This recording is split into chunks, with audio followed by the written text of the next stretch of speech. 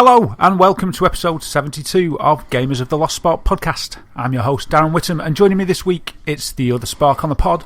Legend has it that the only one-day patch he needs are the ones on the elbows of his finest jackets. It's Antony Chesson. Hello sir, how are you doing? I'm good, thank you, I'm very good. And joining us also, it's the... do you still have the beard, James? I do, yes. Is this going to basically predicate what intro I get? Did you have two? Yeah, it is. Just a little bit.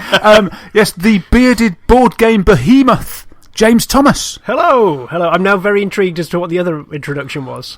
There was no other one. It was just going to miss off bearded. So if you had not got the beard, it was going to be... And also joining us, it's the board game behemoth. The once bearded. Once bearded. Once bearded board game behemoth. Oh, that's even worse to say. I'm glad it worked out well for all of us. Welcome, everybody. Hello. Fantastic.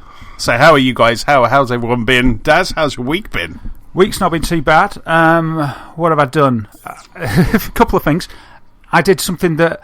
It was a gaming decision that felt so wrong and really against the grain of what I stand for. I had to send a game back because I haven't got time to play it. It's so weird. I thought you was going to say you bought DLC.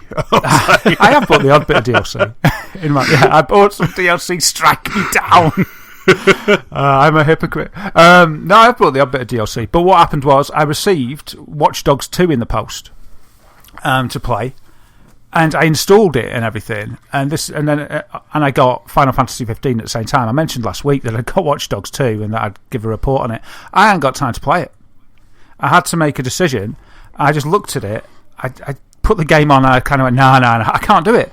I can't play two open world games like that at the same time. So in an action that just felt so strange and against my nature, I wrapped it up and posted it back. I can always get it another time. But so did you play any of it? Did you get into any of the story at all? No. I played it I put it on and I just had a look at it because I was intrigued and I thought, oh, this looks pretty good.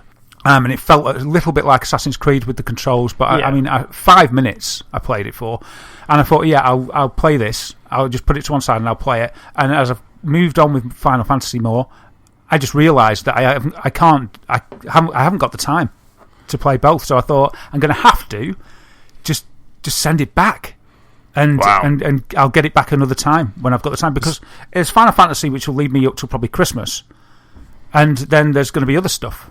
And so I just looked at my gaming future. I've got a bit of a backlog as well, and I just thought, I've got no time for an extra game at the moment.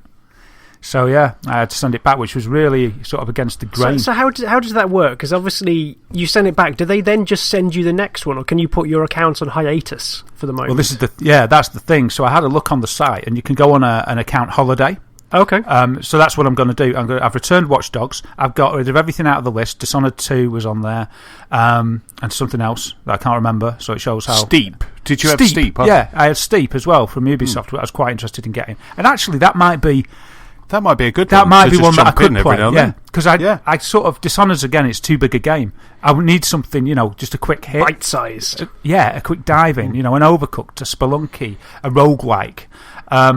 So yeah, I'm going to send. I've sent it back today, and then when it gets back, I'm going to put my account on hold until I've got through my backlog, and then I will reincarnate the account and get some more stuff. But at the moment, I feel a bit overwhelmed because there's so much to the game I'm playing. And I've got Dark Souls to finish as well, because there was DLC. DLC came out, but I got that as a birthday present as the season pass, so that's my defence. So I've got that to carry on with. I've got games that I haven't even started. I got this War of Mine this year, which I haven't even started yet. I'd love to finish Undertale. It all hit me in a big wave of realisation. It's like all these games. It's like, there's too many. I'm drowning in a sea of games. So I sent Watch Dogs 2 back. I mean, I'm impressed you've made it this far into the season before this hit you, because I think I tweeted to Anthony this morning, like, there's Last Guardian, there's Dead Rising, there's Overcooked out today. It's all too much because I'm still enjoying Hitman, and it's like, suddenly after being not too... I haven't really wanted many of the big AAA ones this autumn, but then suddenly it all hit me. So I'm impressed that you've lasted this far into it without having that reaction to it all. Yeah, it's really weird. All of a sudden, it's just crept up on me. I mean, I put some to the side, and it wasn't getting to me too much. There's Owlboy as well. I've got to play. There's a load of VR stuff. And it's just too much. So I had to go, no, I've got to put a stop to this. And the first step in that direction is getting rid of Watch Dogs 2 for now. I can't play too many open world games at once. And Dishonored went by the wayside for the same reasons. Yeah. So there you go. That's. So do you have to pay for your account while it's on hiatus, or do they do a nice little payment break? They do a payment break, I believe. Good. But I'm new to it. That's what they say on the website. We'll see how it works. But yeah, they pause your payment, and then you carry on. So you only pay when you're using the service. So that's good. I think that's good. Rather than cancel, it's nice because I will definitely switch it on again. It's just at the moment, it's just I got too many games of my own to be bothered with, to be bothering with getting games sent. It's just it's too much. It's a great thing to say. Too many games. I used to be part of a rental service at the end of the original Xbox, start the 360 era, and at the end of the tail end of the original Xbox, that was quite nice because a lot of the big games at that point were shifting to 360 or so there weren't huge releases, and so I felt I got my money's worth there. I got to try a lot of things without necessarily having to commit to one big game like your Final Fantasy that you've got now. But as soon as the 360 hit, I ended up, I think, feeling the same that you did, because admittedly the releases were slow at the start of 360, but as soon as you got something like a Dead Rising or you got an Oblivion, that was it. You were just sunk in that for days, weeks at a time, and so the rental service eventually went by the by because I realised I just wasn't using it as soon as the huge games dropped in my letterbox. Yeah, absolutely. So yeah, I sort of think of the rental service as if I'm unsure about a game, I'm free to try it. Well, not free because I'm paying my subscription, but I can give it a go. I can give all those games that I wasn't sure about, that I didn't want to plonk down £40-50 for. I can give them a go, pretty much risk free. Yeah. And also games that I really want, but that I know that are short. For instance, I would have probably rented Uncharted 4 because short campaigns is a good thing as well. But for huge open worlds, then I was thinking I'd probably regret it because I'd be thinking, well, I may as well just buy the game. But would I play it for actually 4 months? It's like £10.50 a month I pay. Would I play a game like that? I know I play them for a long time. But do I play any game for 4 months? I don't know. So maybe even with the big open world RPGs, maybe even then it'd be worth it. But I think there's something about just not having the pressure and not feeling I'm having to rush through, to get another game. So I'm going to big games like your Final Fantasies, your Oblivion, Skyrims, games like that. I think they're still for me going to be bought. If I'm not sure about a game, then I can try it before I buy it through Boomerang. And for other games like campaigns, definitely get the game done, enjoy it, and send it back. I would never have bought them, but it was nice to. As I mentioned on the podcast, it was nice to play through the latest Call of Duty and Titanfall 2, which I wouldn't have bought because the campaigns were really short. I would have bought them probably later on, but it was nice to just be able to get them and enjoy them for not much outlay at all and send them back, and I did really enjoy them. But I think maybe it was a bit too much shooting all at once, one after another, because I didn't really feel it with Gears of War, and I just I put Gears of War 4 and played it for a bit, and I was like, I'm not feeling this. But maybe that was just because I'd had too much shooty in too short a space of time. Yeah, I think that goes the same with anything, because I've started playing Hitman again, and I really like the look of Dishonored, but it feels like it shares quite a lot of the same sort of DNA, so like exploring around levels and trying to use different skills and talents to get around. And it's like, I think I'm going to put Dishonored back until after Christmas, just so I've got some separation, so I can actually enjoy it rather than comparing the two directly. Yeah, and this was the thing with me, because I've not long finished. I haven't finished it actually. This is another Deus Ex, Mankind Divided.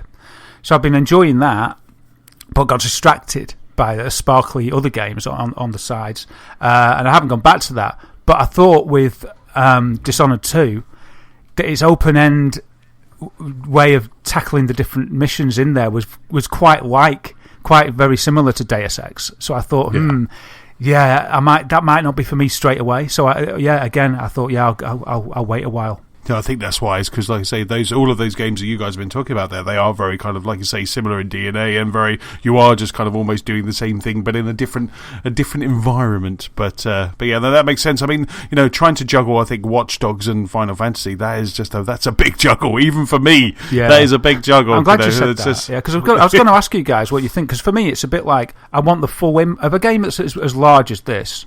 And I actually don't know whether it's going to have impact, but I'm hoping that it will. So to get the full impact of the world and the story, I don't want to dilute that with another open world game and story and that impact, because I feel that I'll get half of each, if you know what I mean, rather than the full benefit or the full power of one hitting me. So I think to savour it, it's like a fine wine. You shouldn't mix your drinks. You should just savor. You should just savor that one. Keep to that one bottle of red, and rather than having a shot of Spelunky halfway through. Yeah, don't mix it with a quick shot would be all right, but not with another, not with an equally vintage white, because you're just going to end up sick. And also, the worst thing that could have happened to you as well is that you fired up Watch Dogs, really got into it in like the first kind of playthrough, and then while you're playing Final Fantasy and enjoying it, in the back of your head you'd be like, I want to play Watch Dogs. Yeah, I want to go over there and play that. So it's probably best just to kind of leave it untouched, leave that bottle unopened, if you will, and just send it back and grab it later. It's not going anywhere, is it? Yeah, and I did feel like that, and I think you're exactly right. In the back of my mind, it was kind of, what if you love this, but you really want to play that? And it's like, and I didn't want that. I didn't want that pull. Whichever one I'd be playing, I'd be thinking, I want to play the other one. You should, or even worse, the duty. It's like, well, you've already started to understand how the mechanics work in Final Fantasy. Really, you should be playing that. You shouldn't be playing this. And it's kind of like, what are you doing? Sort of thing. I didn't want that, so I had to make a decision. And as I started Final Fantasy first, that's what I'm doing. Though I would have probably picked it anyway. I don't know, because I don't know what Watch Dogs 2 is like, but it's supposed to be really good. Fantastic, yeah. Superb. So, James, how's your week? It's been a few weeks since you've been on the pod. How have you been doing? I've been doing well. Yes, calendars haven't quite matched up, but the festive season is upon us. So, Friday was our works Christmas party, which was good, getting everyone together on one roof. But then the next day I was on a Father Christmas train over in Severn Valley Railway. So went with my brother-in-law and sister-in-law and their little boy. It's his first Christmas, so it's all new and fresh to him, but he's also very little, and so didn't really know what was going on. So it was nice to have a family day out. To be honest, he met Father Christmas, but I think he was more interested in the lights on the Christmas tree around him. So I think it's going to be next year, maybe, before he truly appreciates the spirit of the season. Oh, yes. First Christmases are wasted on the little ones that can't comprehend it. Yeah, I think it's fair to say it was definitely one for the parents and the grandparents, this one, because it was really nice. Like Ali's family really like steam trains, and we went on the Severn Valley Railway. It was all festive, all the guards had tinsel around their hats, and off we went. And good 40-minute drive. Do you drive a train? Good 40-minute drive, and we went past West Midlands Safari Parks. I saw some festive rhinos. It was great. Ended up in a little village at the end of it all, where Father Christmas lives, or at least visits. He visits children. He's visiting this village, and there was this big marquee, and it's fair to say I don't have a parent gene, because when I walked in and was faced with an hour-long queue with 400 people and lots of whinging toddlers, I just took one look at this and just went, Ali, I need to go for a walk. I mean, I know it was the Christmas party the night before, but I was relatively okay. But it's just like, I cannot face this. I cannot face this for an hour. I need to have some space and some air. I will come back when you've met Father Christmas. And it's like, yeah. So I have the utmost respect and the tolerance levels of parents. Every time I see something like this, you just go up another notch in my mind, Darren. This is just insane. I was going to say, it's not that you haven't got the parent gene, because they're all feeling exactly the same as you. They just can't run away. But they can't run away. They've got nowhere to go. Yeah. They have to be there. Yeah. Oh man, but they're a brave man. Yeah. To be honest, I mean that was just me feeling slightly overwhelmed by all. It was a really nice day out with everyone though, and just see little Ellis got a teddy bear from Father Christmas about the size of him, which was quite cute. So he did well in the end. That's just so cool. So where was that? Where was that that steam train station? Severn Valley Railway. It's in the Midlands. Okay. I think it's over Kidderminster way. But I can remember going there for like school and cub trips when I was younger. And they've got a lot of steam trains there. Oh, it sounds lovely. Awesome. That sounds so cool. We've got one in Tunbridge Wells. I remember the first time, I think Nicola and I, when we moved into Tunbridge Wells, we went to the local supermarket and there is a steam train railway. And then suddenly we just heard this kind of like toot toot like that. And we're like, oh my God, that's Thomas the Tank Engine. and they had they had the Thomas the Tank Engine that kind of travels around the country. And they had this like Thomas the Tank Engine day. And we got quite starstruck. We ended up dragging my nephews there the kind of next time that Thomas was there, just to kind of so we could ride on Percy 17? or whoever it was. No, yeah, but this was like about it was about a month ago. Will was really grumpy on the train. No, this was probably about 8 years ago, and it was just like, it was really cool. It was actually really funny because they had a lady who was like painting people's faces, and it was right at the end of the day, and Will was like, oh, I really want my face painted. So she said, look, I'll do a pirate, and I'll do you as a pirate just quickly. And I just went up to her, I said, can I have mine done as well? She goes, I really have to go. I was like, okay, can you just give me like a piratey moustache? So she gave me a piratey moustache, and of course that looks okay when you're walking through Tunbridge Wells with another kid who's also got a piratey face. But when Will runs off because he thinks it's funny, and you're just walking down the street with this painted on piratey moustache, and you're just kind of like the amount of people that just was looking and pointing like I was some kind of weirdo. You could forget you'd had it done as well. Just be walking around. Absolutely. It was awesome. It was so funny. And people were just like, you just see people staring, and as you were walking past, their heads were just kind of tracking you. It was just very funny. So I just, after that, Will thought it was hilarious just to kind of run away and just leave me stranded with this rather fetching moustache. The young rapscallion. I wonder you're still friends. Yeah, indeed. I'll get him back one day.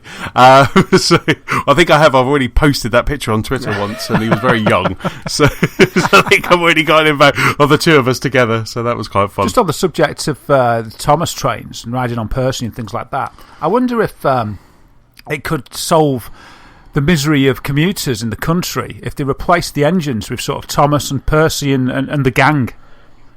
What do you think? They would probably run better. Yeah, they probably would run with the fat controller in charge, if that's still PC. I don't know if you can still say that. No, he's simply called the controller now, I'm informed.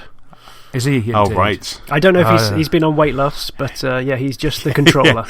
Yeah, he's now sponsored by Slim Fast. He's like he got called the fat controller one too many times. So he got the ump, and that was it. It hurt his feelings. But I could imagine standing at Clapham Junction, and if Thomas rocked up, I don't know, I think it'd just sort of dissipate the anger and frustration of the daily grind. Well, it's like the Hogwarts Express as well. Much rather have the Hogwarts Express just appear. That would be much better. You never see the students raging on the platform that's late, do you? No, it's never late. Exactly. It's never late. It's always there. So anyway, let's jump into what we've been playing this week. So James, what have you been playing? I feel like it's catch-up time since we last met. But Yes. The main thing I'm playing at the moment is Hitman.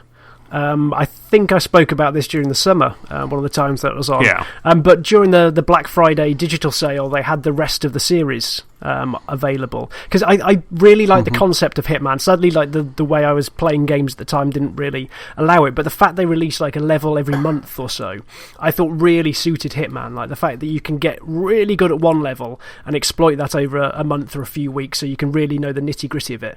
And then when you want something new, bam, here comes another one. So I bought the extra 4 or 5 levels of this one, and I'm just slowly making my way through, quite literally slowly making my way through these levels. So the one I've been playing at the moment is down on the Amalfi Coast, and it's really good. I really love the scope and the size that they've been putting into this Hitman game, because it's like a mini open world in itself, but it's just contained enough so that you feel you can know every single little detail that can go on, like where all the rooms are, where all the secrets are, and how you can bend that level to your will. So this level is, you've basically got someone making a super virus in so an underground lab, because of course all villains have underground labs. But it's really nice that the level doesn't just focus on his house, but there's ways you can twist the rest of the city into helping you. So there's like morgues and priests and psychiatrists elsewhere in the village that you can effectively go infiltrate and put their disguises on, so you can then sneak into the house in different ways. It's really, I think it really keeps showing me how good a well-focused open world game can be. Because I love things like Assassin's Creed, where you can like float around roofs, or at least the earlier Assassin's Creed, where like climbing and exploring the rooftops was very key. But at the end of the day, the combat was okay, and the little details in the rooms were so-so. Whereas this, like, everything is scripted and everything is like there for a reason, which I love. I love. So when you're playing Hitman, do you just kind of play through the mission once, kind of quickly, just to kind of work everything out, and then go back and take your time, or I'm is it just very kind of slow to begin with? I would be a horrendous Let's Player, because I think my first run through lasted at least 2 hours, and that was because I was just walking around, swapping disguises here and there when I could, or breaking into rooms just to see what was in there, just almost getting the lay of the land. So I just wanted to try and find, okay, so that's where the delivery man can go in, this is where like the chef can go in, and then just almost plotting like the first, this is going to sound really twisted, plotting that first kill. You know, you got, just got to get it just right. But it's nice because I love the fact you can just stumble upon ridiculous situations of how to do it. I found a cannon and a cannonball, so I'm looking forward at some point to figuring out how I can use that to my advantage. But if I'd have just gone in and just got the deed done straight off, I think I'd missed the ability to find those possibilities that are lurking in the little corners. So I love just poking around, just taking it very silently, because I don't like using guns. I don't think I've fired one bullet in the 6 or 7 hours I've played this set of levels. Wow, that sounds really good. And then at the weekend, I've noticed on Twitter that they have something which is like, is it the elusive target or something like that? Is that just a weekend thing that happens? It's an intermittent thing, so every now and again they will let loose into one of the maps a specific character that is bespoke to that challenge, right? And they will have their own pathing, own routines, own sort of just characteristics that sets them apart from everyone else. And in a usual Hitman level, you can check out where your target is, like sort of almost put down detective vision, I think, like from the Batman games, and you can see where they are, you can see where on the map. But if I remember right, the elusive targets just don't show up at all, so you've got to properly sleuth around to try and find out where they are, and then plot how you're going to take them out, because I think it should get one shot at it. So as soon as you start completing objectives in the mission, that's it. Like, you can sleuth around and you can just then drop out and try again later, but as soon as you actually start actively trying to pursue her or him, that's it. You've got one chance at it, which I think is superb. I haven't quite found a level that I'm au fait enough to take on the elusive target in, so I'm hoping one drops next week or the next couple of weeks that's in the earlier set. But yeah, I think it's a great concept that again has kept the game ticking over despite being launched back in Easter time. Wow, that sounds fantastic. And I guess, of course, with Hitman, you can just jump into the first level, the kind of intro pack, I think, isn't it, for about £15 in the UK. You can just kind of jump into that, and if it doesn't hit you, if it doesn't spark with you, then you can just kind of let it go at that point. But if not, you can kind of, I guess you could pick and choose if you didn't like, or if you liked an environment, you could just choose to do that one. You don't have to do them sequential, I guess. No, I can't remember how the structure works, but yeah, you basically, that first starter pack is this real nice like taster, as far as I'm concerned, because it gives you so much, and the levels even start something quite tiny and then expand and expand again, so to draw you into how the whole thing plays out. Wow, but there's just a level of detail that I can imagine them sitting around in the design office back at the Hitman Studios and going like, right, what can we do? What would you like to put in a sea village? And they must just be going, right, we'll put a fort in, and then there's cannons, but there's a busker down at the thing that's dressed up like an old Italian sailor, and then we can do this, but there's a church, and how did the church interact with this? And it's just like a web. Yeah.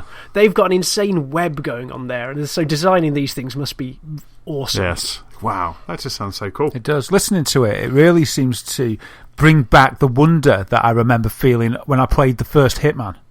So it sounds like they've really, really made it and done that thing of bringing it up to date, but just giving that wow factor. That I'd never played a game before where you could garrote a guy and steal his clothes and then walk in and nobody would hassle you in the restaurant and things like that. And it sounds like so many games try to do that to keep the spirit of the original.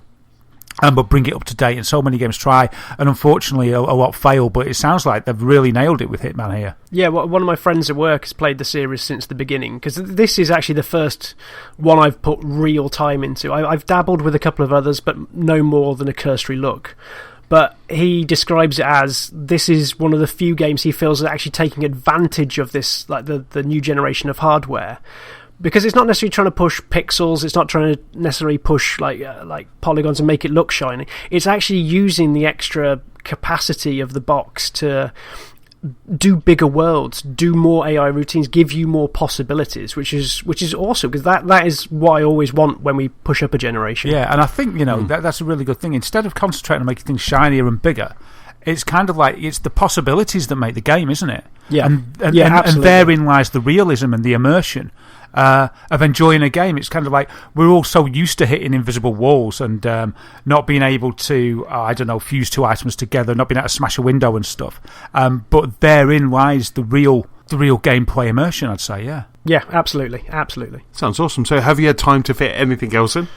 Yeah, bits and pieces. We jumped back into the chopper at the weekend to play some more Division. The Spark chopper. I love that chopper. If we ever get one, we're going to have chopper written on the side. If we ever see one in the Division, I would want chopper on the side. We did better than the previous week. We did really well this week. Yeah, we managed to get into the dark zone, because I can't remember how you explained it last week, Sir Anthony, but so you all start off effectively at level 0 with no equipment.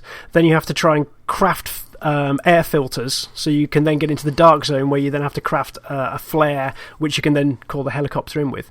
I think we managed to survive for like an hour and 10 minutes in the end before we got brutally gunned down by other human players in the world.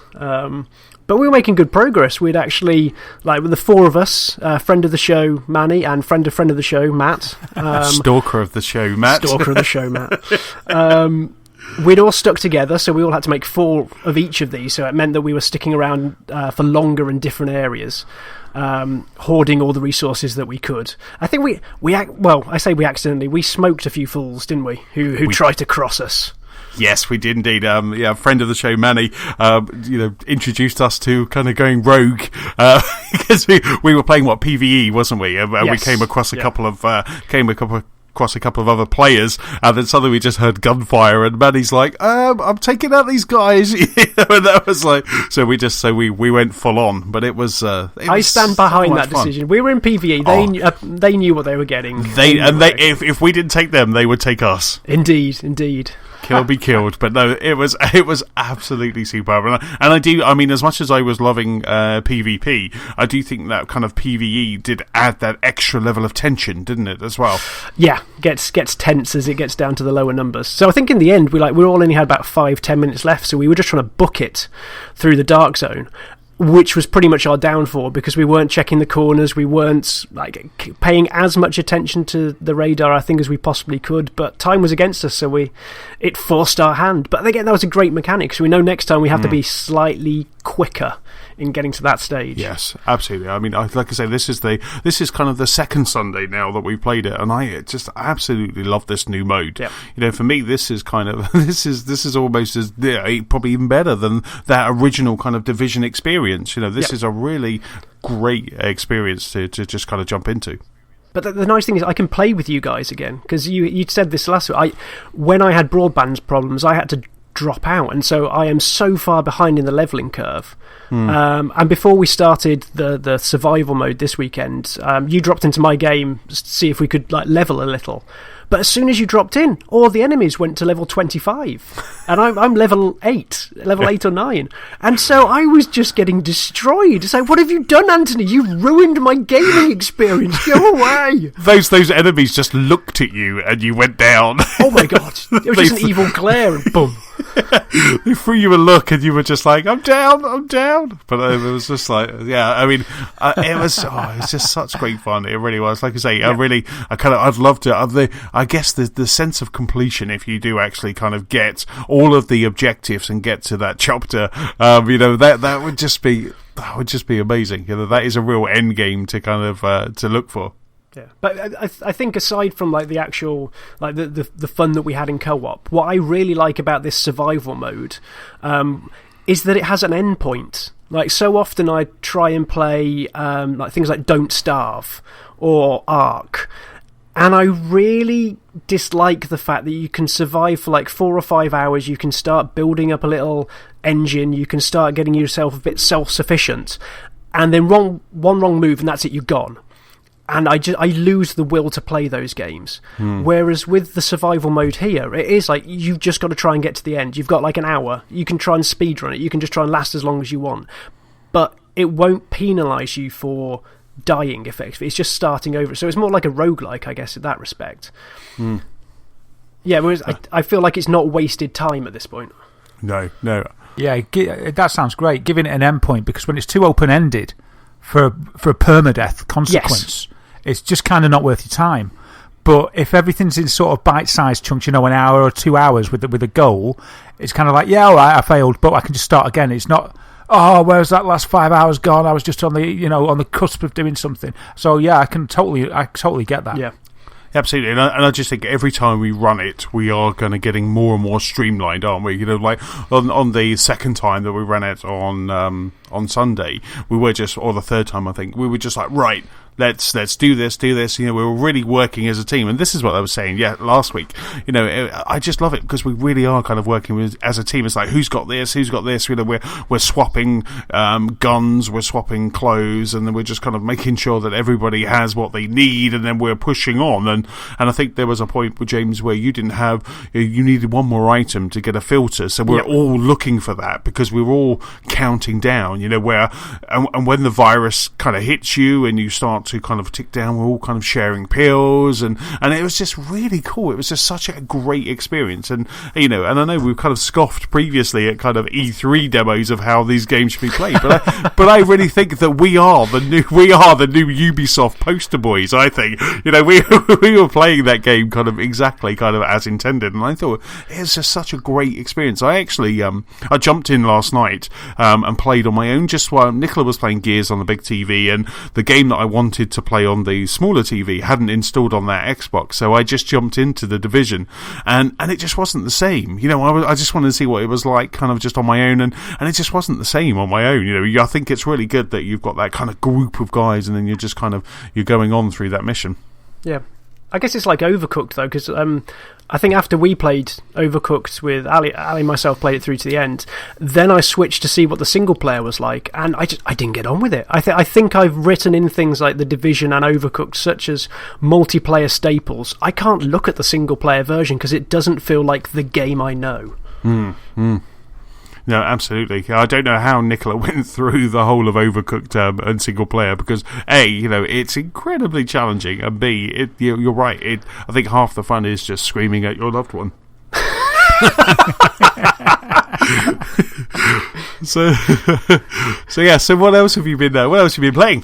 I think that's a good segue. Just before came up to pod, I did download today. I didn't realise it was out so soon, because this was a news story that we've got later. But there is a Christmas update for Overcooked that gives you 8 new levels and the ability to dress up as a snowman.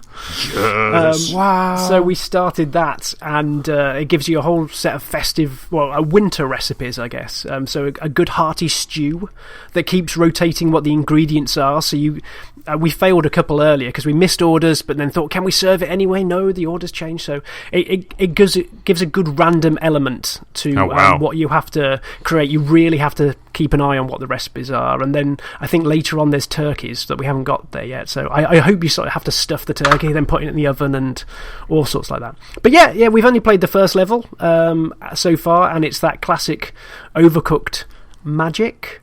The first one you just shout at each other, the second one you try and come up with a plan, and the third one you shout at each other but you achieve it. So it's all good. It's all good.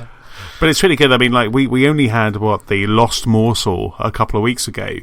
So to come out with another update such as this one, it's just really nice to see that they're kind of constantly updating, and and they have been hinting. They hinted at it a week ago that they are, and you kind of before I never really paid attention to their Twitter. They just kind of I liked the images, so I like kind of what they're saying. So I was really kind of just waiting for Overcooked 2. But then I noticed that because I was looking back through their feeds, and I noticed they were like, "Oh, look at this frosty window," and they were started teasing this new DLC, and so it's just really good. I just absolutely love this game. We've actually we've got tomorrow night booked for Overcooked, so we will. That's kind of what we're doing. We're doing nothing but playing Overcooked tomorrow night. Nice. Going to go through this DLC. Wonderful. Yeah, I hope they do this almost on a monthly basis, because I'd have happily given them another £3-4 for more levels. But if they keep this ticking out, I think it's just the right amount, because the Last Morsel I think took us only about an hour, 90 minutes to go through to like 3-star all the way through. Yes.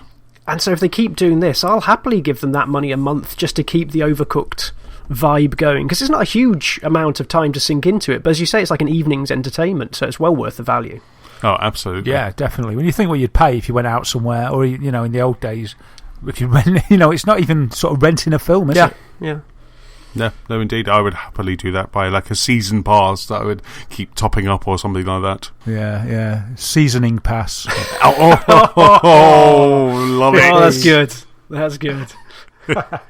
The other thing I've been playing as well has been a small little puzzle game. It's just a quick one called Small Radios, Big Televisions.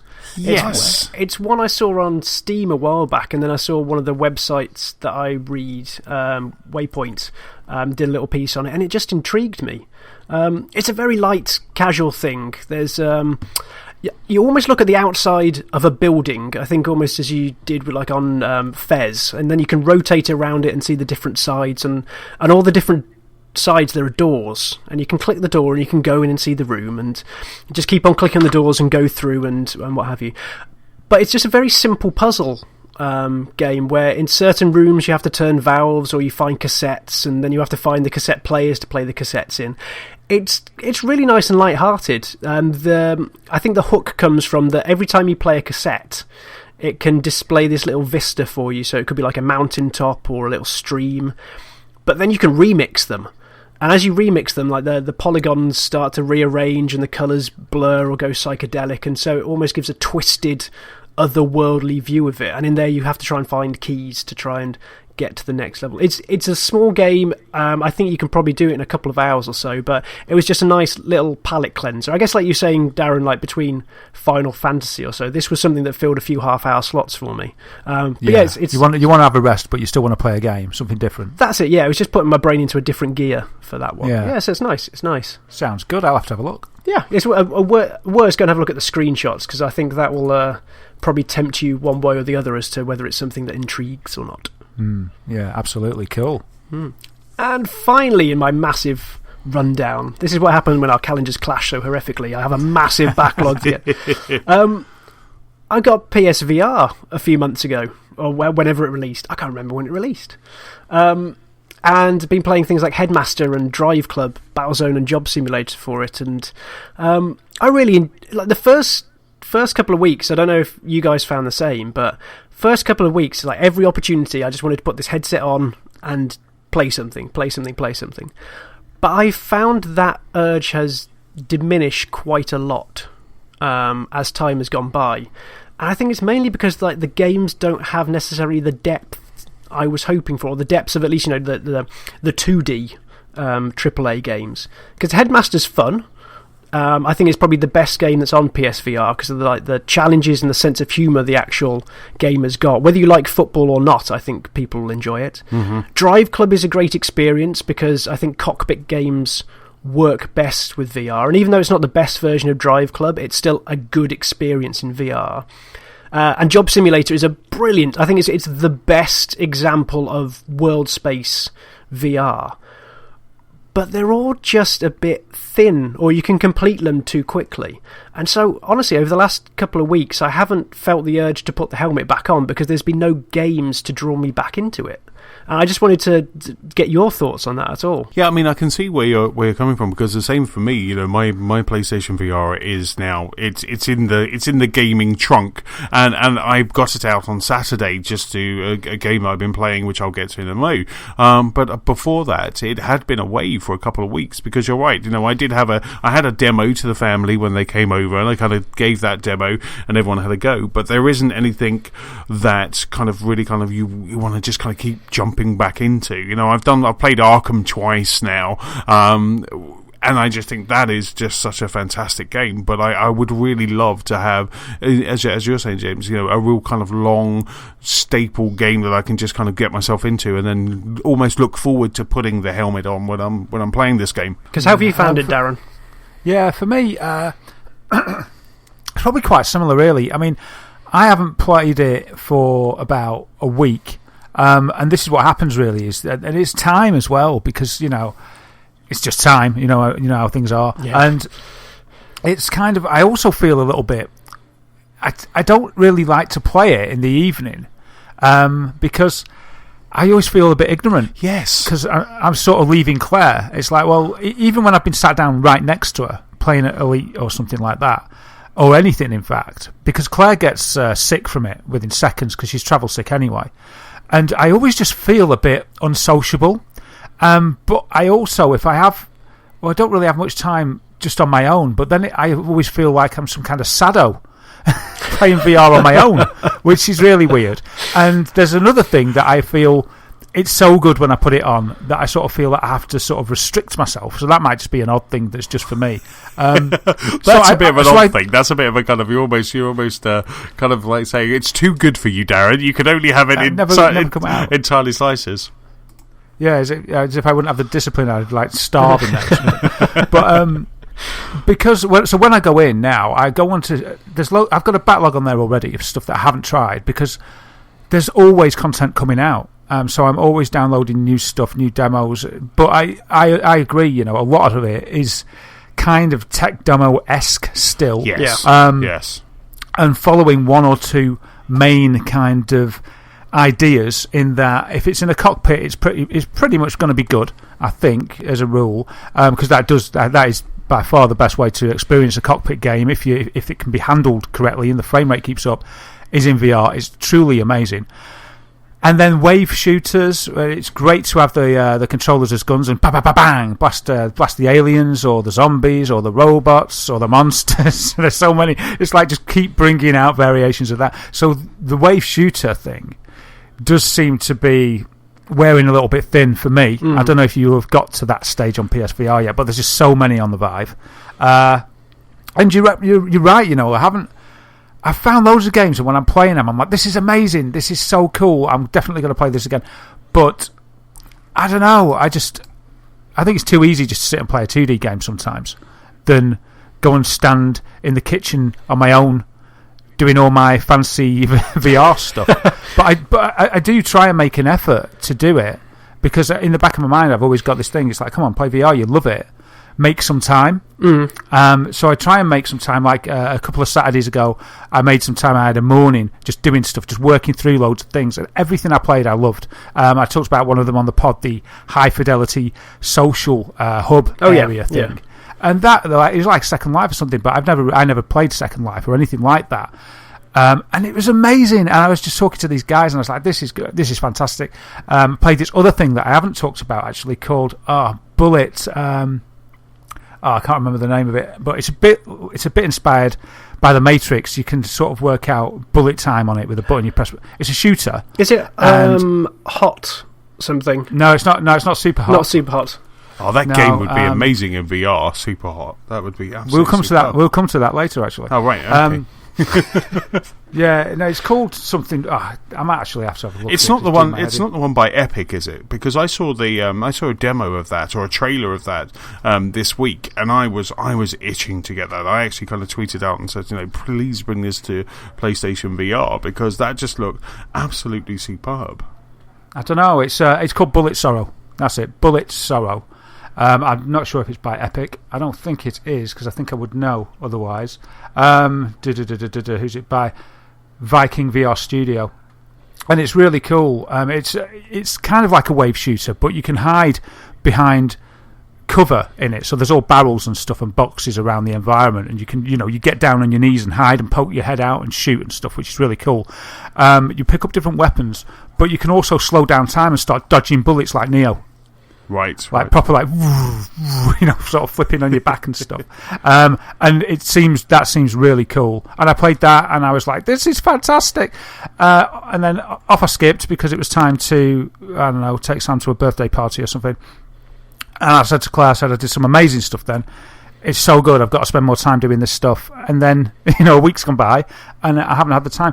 But yeah, I think maybe the fact that I haven't made the time just says it. I mean, you make the time for the things that are important, so maybe the hook isn't quite there. Otherwise, I'd be on it. Do you know what I mean? So, yeah.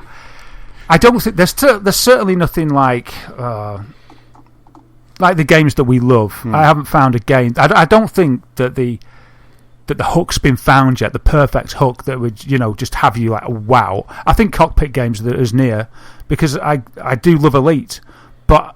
As I say, I think it's brilliant in VR, but the thing is, and I come back to this, I've always been, and I didn't really, I think I knew this, but it sort of hammered it home more with VR, is I just don't feel right sat next to Claire with the headset on, because it takes you so far into the game, and I'm still chatting to her when I played it and stuff, but it just, I'm so used to, we've been together for years now, and we've played games together, or Claire watches and I play, and we chat. And that's what we do a lot of the time. And we love to do that. And it's just not quite the same because the experience isn't as shared. So until they can sort of... Well, even if you had two headsets, Claire wouldn't be able to do it because she'd feel sick. So, yeah, it's a bit of an odd one for me, that. That's really interesting. I mean, the game that I was talking about from Epic Games, that's Robo Recall, which just looks absolutely superb, which is a two-handed shooter. It's all kind of big, kind of arcadey text coming on the screen, and it looks absolutely amazing. I think at the moment it's either for Oculus or HTC Vive. I can't remember which one, but it's not PlayStation VR. But I know what you mean. I mean, I know you're saying, because you're saying that a lot of the games are very much kind of experiences at the moment, and it is because we're at that early point. I mean, saying that, over the weekend I played the Resident Evil 7 demo, so the first hour of Resident Evil, and I could see myself, even though it scared the bejeepers out of me, I could see myself playing the entire game of Resident Evil 7 in VR, because even though it downgraded the graphics slightly, so quite a lot, because you have Resident Evil 7, it's now been patched for PlayStation Pro, so it's running in upscale graphics, HDR, and then when you put the VR on, you're losing a lot of those textures and like daylight coming through the windows, but what you're gaining is this immersion and this kind of scary environment, and it really did make me jump and make me nervous a lot of the time. I think I probably should have had my Apple Watch on, because I would have been able to see my heart rate really going as I was playing this game, because it really everything, you were jumping. There's one point where your shadow is there, and I kind of flinched at just my shadow, because I thought something was going to jump out, and whether that was because I was waiting for something to jump out at me. And there's a moment in the demo where you go upstairs and there's 3 mannequins over to the left, and you go around the corner and you realise it's a dead end, and when you turn back to go down the stairs, there's a mannequin there, and you have no idea how that got there. And the first time I did that, oh my god, that just really got me. So I'm loving it when I'm in VR, and once we've podded this evening, the first thing I'm doing, which is downloading right now, is one of the reasons I bought PlayStation VR, and that's the Star Wars Battlefront X-Wing mission. So even though I'm not playing it a lot, even though when I'm not playing it a lot, I'm really enjoying those experiences that I've got, and I can just imagine that when there is a game that hooks me, and I know, James, you were talking about Tethered as well, and when there is a game that hooks me, I know that I'm just going to be happy just to spend a lot of time there. So I just think it's because maybe it's because we're just so early in this tech that we're still waiting for the games companies to kind of catch up. Yeah, the devs are still working on it, and from what I just said, don't get me wrong, I would not be happy if I didn't have it. I'm I would just be buying it again. I don't regret getting it. I love that it's there, and I absolutely love every single time I go in. I just love the experience. I love the experiences, and even though they're short-lived, I love having it there to be able to go in and do that whenever I want. It's unbelievable. And because I'm not in it all the time, every time, I've had it since April, and every time I put that headset on, I've said this before and I'll say it again, every single time I'm amazed.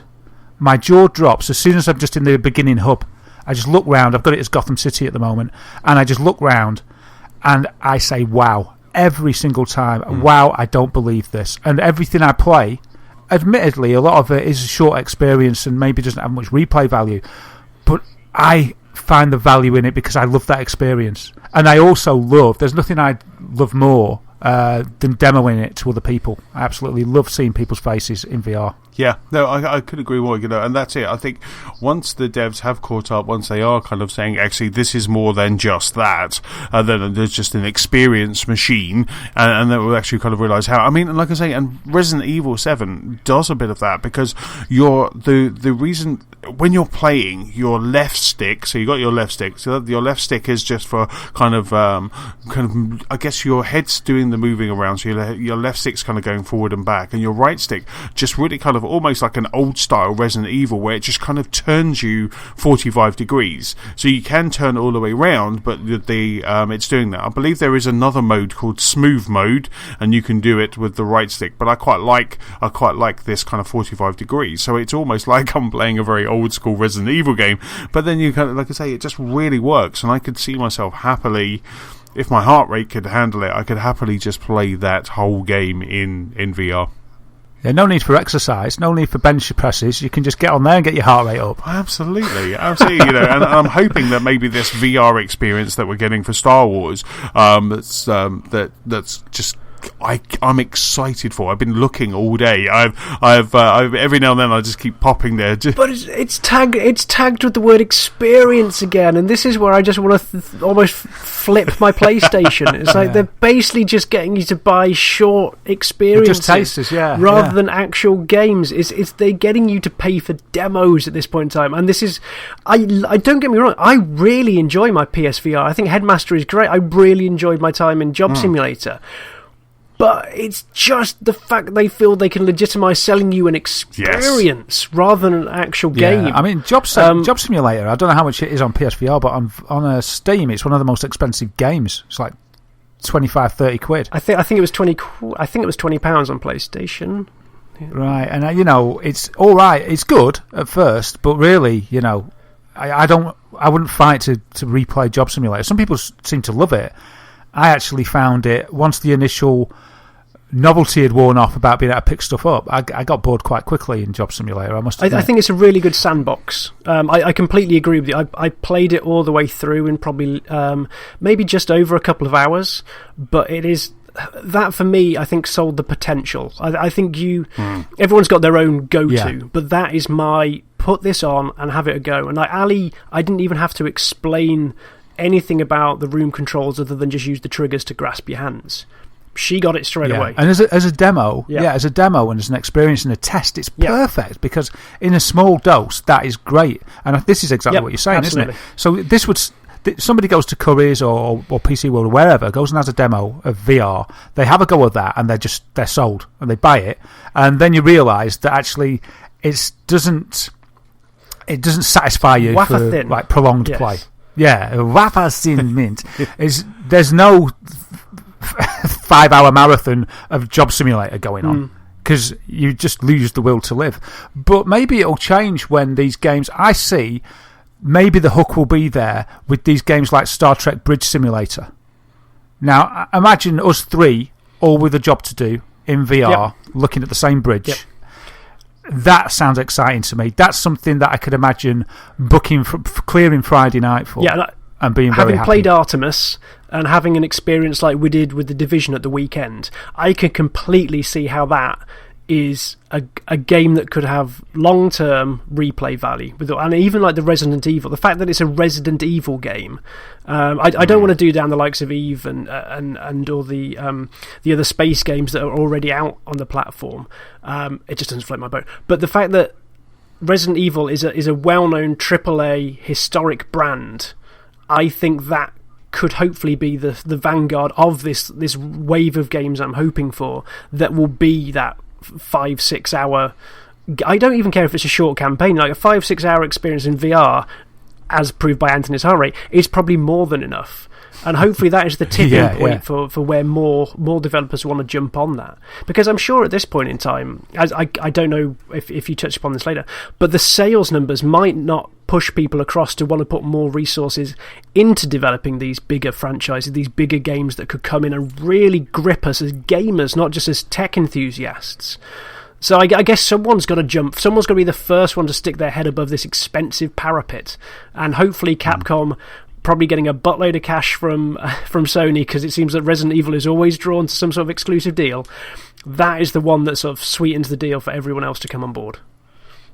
Yeah, absolutely. And I think we were very lucky that Sony got behind VR and brought out the PSVR for exactly that reason. Because they've got the publishers already in their hand, and they'd be much more drive to get these guys to make VR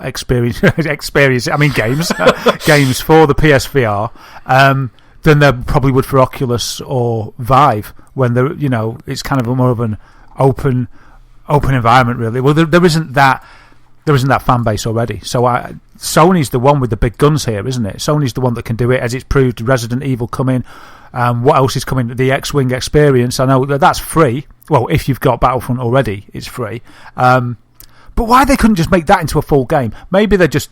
But maybe that's what I was going to say. Maybe that's just testing. They're just testing the water. They don't need to test it. It's going to be brilliant. Just bring it out and give us hours of it. And bring it out on Vive. I can't believe it. I need to buy a blooming PSVR to play the only game I want in the whole world. But for me, I'll ever be thankful to kind of PlayStation VR because this year I got to be Batman, and later on this evening I'm going to be Luke Skywalker. I'm going to be Wedge Antilles because Luke Skywalker is just a big baby. I'm going to be Wedge Antilles. That's it. That for me is just this is it. But I'm totally echo exactly what you say. What you guys are saying. I really do want that game, and I'm hoping that Resident Evil 7. They get the numbers, they get the data to say that it sold this amount, but we had a high percentage of people that have played it on VR, and then that is that starter bullet for the other devs to actually kind of get behind this and really start building more and more VR games. I did notice, and we'll get to it in a moment when we talk about the PlayStation experience, that when they, and you guys are going to laugh at this, but when they showed the Knack 2 trailer, there was part of that looked like it could be VR, and that's one of the things that I would absolutely love. I would love a game, not Knack 2, because I wouldn't love that, but I'd love a game where I'm playing a game and then I jump into VR. I would like that kind of experience where you're playing a normal game and then suddenly you get into something. I don't want it just to be a tank or a plane every time, but you do something and you have to put VR on it, and then you enable that VR section of the game, and that's what I would absolutely love. Even if it was Knack 2. Yeah, like on a GTA game, you're running around on the 2D screen normal. Get in a car. It's a bit of faffing, but it's like put the headset on and then you drive about. Get out the car. That sounds awful. Goes back. That sounds awful. You don't like that? No, every time you get in a car, you put the helmet on.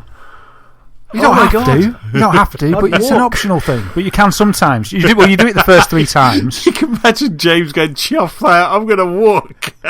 What's your playtime? About 95,000 hours, because I refuse to get in any vehicle. Yes.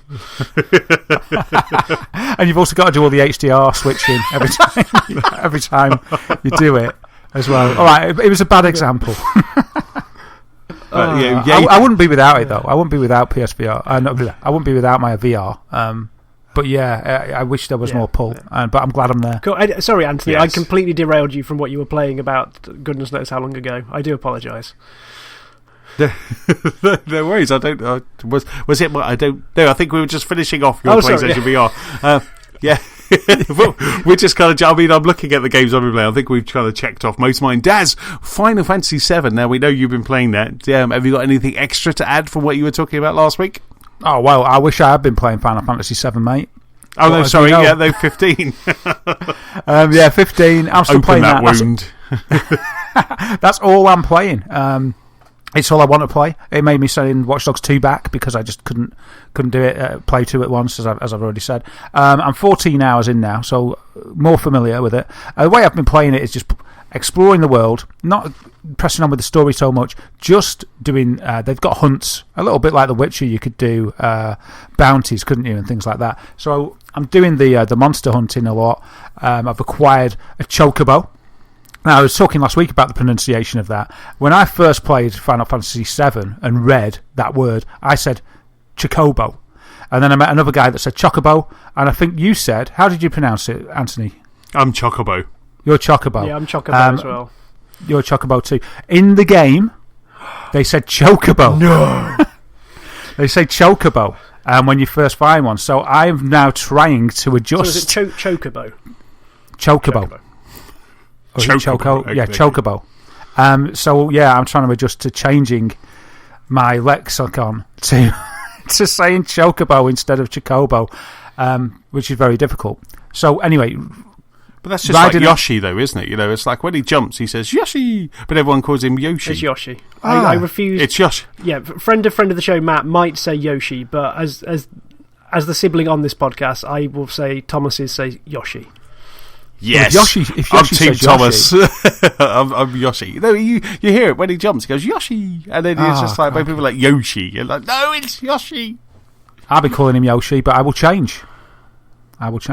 So yeah, really enjoying riding about on the chocobos, doing the monster hunts, and I was starting to get to grips with the combat, and this is the way I usually play these games. I got so far with it that I thought I knew what I was doing, and then I hit the tutorial again. I did the whole tutorial, which just explain it again. What? Out of choice, or did they just throw it upon you? No, out of choice, because I didn't go through 13 hours in, you have to do the tutorial again. The combat tutorial. I didn't do it at the start. Final Fantasy 13 all over again.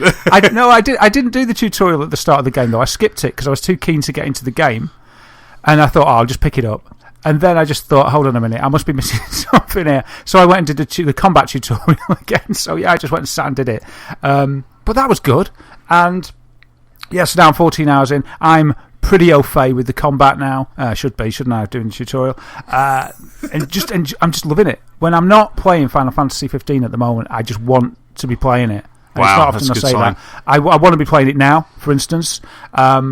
Before the pod, I was like, if only I could be playing Final Fantasy 15. Any period of time, I want to be playing it, but I can't just play it for 20 minutes. So it's really awkward. But yeah, I love it. I really love it so much. I like the voice acting. I like the graphical style. I even like the kind of poor performance because it makes it look more movie-like, let's say. That's what I've decided. I want this recorded. I want this framed, digitally, audially framed. Darren likes a poor frame rate because it adds mood to it. It makes it more authentic. It gives me nostalgia for the PlayStation 1. When you start playing The Last Guardian and you go, oh my god, that frame rate's horrible, we're just going to play this back. Yeah, it's just authentic. You realise that? It only works for games that I've played in a poor frame rate back in the day, maybe. It sort of makes me think of Final Fantasy VII, how it was a bit jittery and stuff. But yeah, I really like it. I can't really say if it's one of my favourites yet. It's way too early in the game. I don't know how long I'm going to be playing this game for because I've barely scratched the surface in 14 hours. So it's going to be a biggie. But I'll keep you posted on how much I enjoy it as the weeks go by. I mean, I know The Witcher, I was reporting on The Witcher for many weeks until I did it, and I've thoroughly enjoyed that. It's similar in its mechanics, but totally different as well in the setting and what have you, in the story. So I'm really loving it, and I'll carry on just each week letting you know if I'm still loving it or not, or if I go off it, or if things annoy me. Cool. But at the moment, I don't think there's anything that really annoys me, apart from the loading times, I suppose. It's quite funny how much loading is there? It's pretty good, because once you load the world, it doesn't load again until you die, or until... you quit to the menu and load it again, really. But, this example that I'll give you, and this is quite ironic, it annoys me when you do a fast travel in one location, and you could just drive to it, okay? So you can drive along the open world with uninterrupted and enjoy the scenery. But sometimes, if you push for time, you can fast travel to a point you've already been for a price of 10 gil, okay? But it's great when you fast travel, and the loading it takes to load the fast travel location takes longer than it would have done to drive it for free. And that's quite annoying, because you go, oh yeah, I'll fast travel, and then it goes onto a loading screen, and you're like drumming your fingers for 5 minutes, and you could have just driven there and been actually playing the game for that whole time and getting a bit more experience. So that's a bit of an annoyance, but I just won't fast travel. But that could be optimised, though, couldn't it? That could be optimised in a patch. I mean, they did the same with was it Recore? Recore got a patch to kind of decrease the loading times as well. Yeah, I mean, it's not probably as bad as that. I don't think it's getting on for 3 minutes or whatever, but and as I say, it's only really most of the time you don't die that much if you're careful, unless you're me, and then you do the tutorial and then you learn how to fight and then you're okay. But yeah, that is a bit of a gripe. But apart from that, I love it. I love the combat. I love the crafting, the magic. The magic's a bit weird, because if you throw magic at some enemies, it can hurt you as well, which is a bit annoying. I've never had that in a Final Fantasy game that I can remember before. So getting to grips with the Elemency, it's called, crafting the magic up, and the Ascension, which is sort of your skills tech tree, if you like, and adding your ability points to the different abilities in there. And I like the way that that's done, but at the moment I don't read up on it, so I don't know the best way to go. So I'm just sort of vaguely, blindly adding abilities that I think might be useful here and there. But I'm thinking that I might just save all my points for now and just see, because I haven't even really cultivated my style of how I'm going to play the game, because there's so much to it, so much to do. I've been enjoying fishing as Noctis, the main character. That's really good. So yeah, there's loads to do. The in-car radio that plays all the tunes from past Final Fantasies, and you can buy the soundtracks from the shops with in-game currency, which is quite fun. So yeah, I'm enjoying that. Final Fantasy 15, it's a great game. Fantastic, superb. I think for me, the only one that I haven't mentioned, because I mentioned Resident Evil 7 demo, which I've been playing. Division, obviously with survival mode. I've been playing that. And then the last one is Let It Die.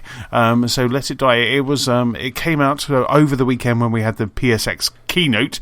Let It Die became free-to-play. Well, I think it's always been free-to-play. It was free-to-play, and it became available on the PlayStation Store in the UK and also North America as well. And it's, so I thought, I'll give it a go. I'll have a look. It's from Suda51, so I thought I'll give it a go, because it's bound to be wacky and fun and just downright crazy.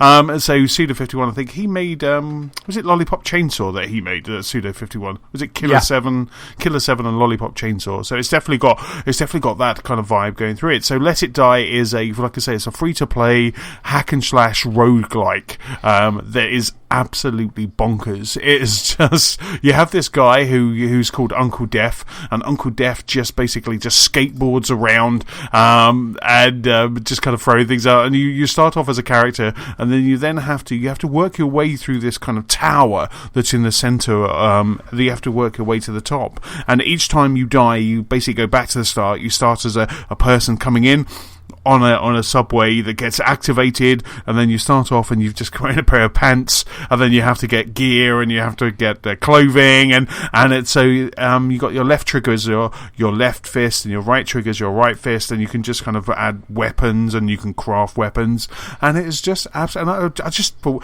I'll give it a try, but I ended up playing it for quite a while on it must have been Sunday morning. I ended up playing it for quite a while, and I was really enjoying it. So I played that and kind of gave that a go. It's definitely something that I might go back to and just see have another bash at it. I also played the before you skip on, sorry, did you say it was free to play? It is free to play, yes. So where do they get their coin from? Where is there surely must be something deep down that is asking you to spend money. There is indeed. There's some shops. So there's stores. There's stores where you can buy gear, you can buy apparel, you can buy all of that sort of stuff. So there is, and I would have a guess, I haven't come across it, so I don't know, but I would have guessed it may even be to kind of if you get so far and you die, you don't want to go right back to the start, so you might be able to then kind of maybe buy more currency to kind of keep you in the game.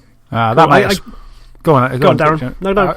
I was just going to say that might explain why. I'm just looked it up now, looking at the images on Google for it, why every single screenshot seems to be a guy in his pants. Yes. And it's probably because you have to buy clothes with real money, so nobody bothers with that. I thought it was like some sort of hardcore Dark Souls thing for that very reason. It's like, clothes are for wimps. Yeah. If you can't do it in your pants, you're not worth your salt. Exactly. It's quite funny because like some people have actually kind of liked it to kind of a Dark Souls meets Dead Rising, so which was very interesting because you get a lot of characters and it's also quite challenging. So I can kind of see where those two comparisons have come into play. Cool. But it's very cool. So I played that, and then the last one I played was the incredibly brief, incredibly funky Parappa the Rapper demo that's currently available on the PlayStation Store as well. So it takes you back to the original, kick, punch, it's all in the mind. It takes you back to that, which was absolutely do you know the rap? Could you do it for us? I was singing along. I just realised how bad I was at Parappa the Rapper, and I think maybe I kind of maybe only played the demo on a PlayStation magazine or something because I was really bad at it. Oh wow! When I saw that, I mean, we'll get to that later, but when I heard that demo was out, I was like, "Where's my PS4?" And I was like, I haven't got one until Christmas Day. I was really gutted. It's very cool. It's very shiny. It's really funny because they start showing you the old graphics, right at the start of the original game when they come out of the cinema.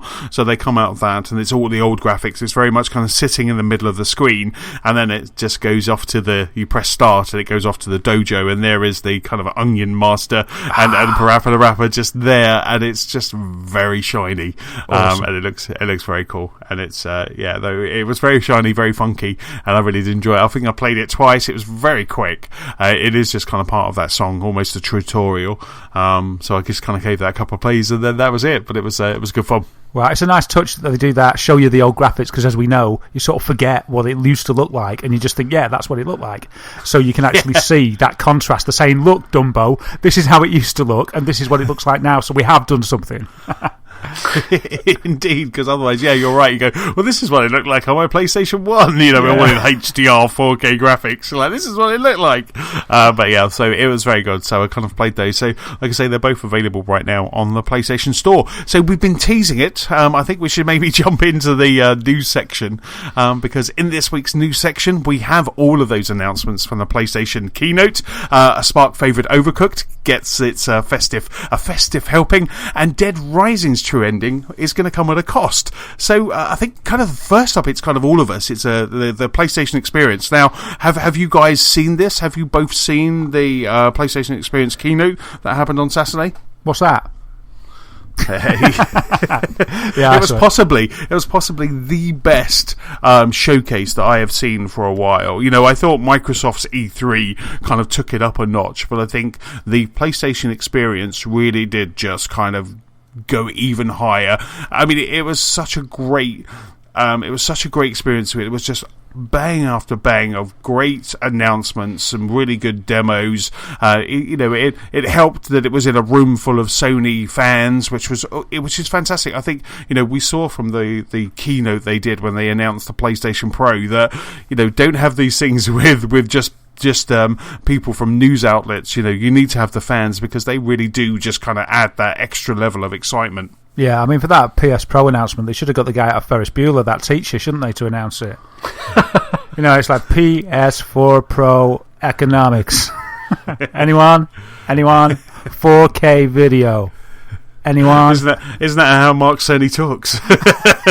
There you go. That's my impression. For me, it was kind of weird because I had to drop Claire off for a night out, and then I was looking after Sam. And he goes to bed later than he used to and stuff. And then I cast my eyes at my phone and saw some tweets full of elation at this, that, and the other. And I was kind of like, because I was kind of okay. I thought, it won't be that spectacular. And I read these things. I was like, this is better than E3. I need to be watching this quick. So I watched it about an hour or so after it aired, or after it finished, I should say.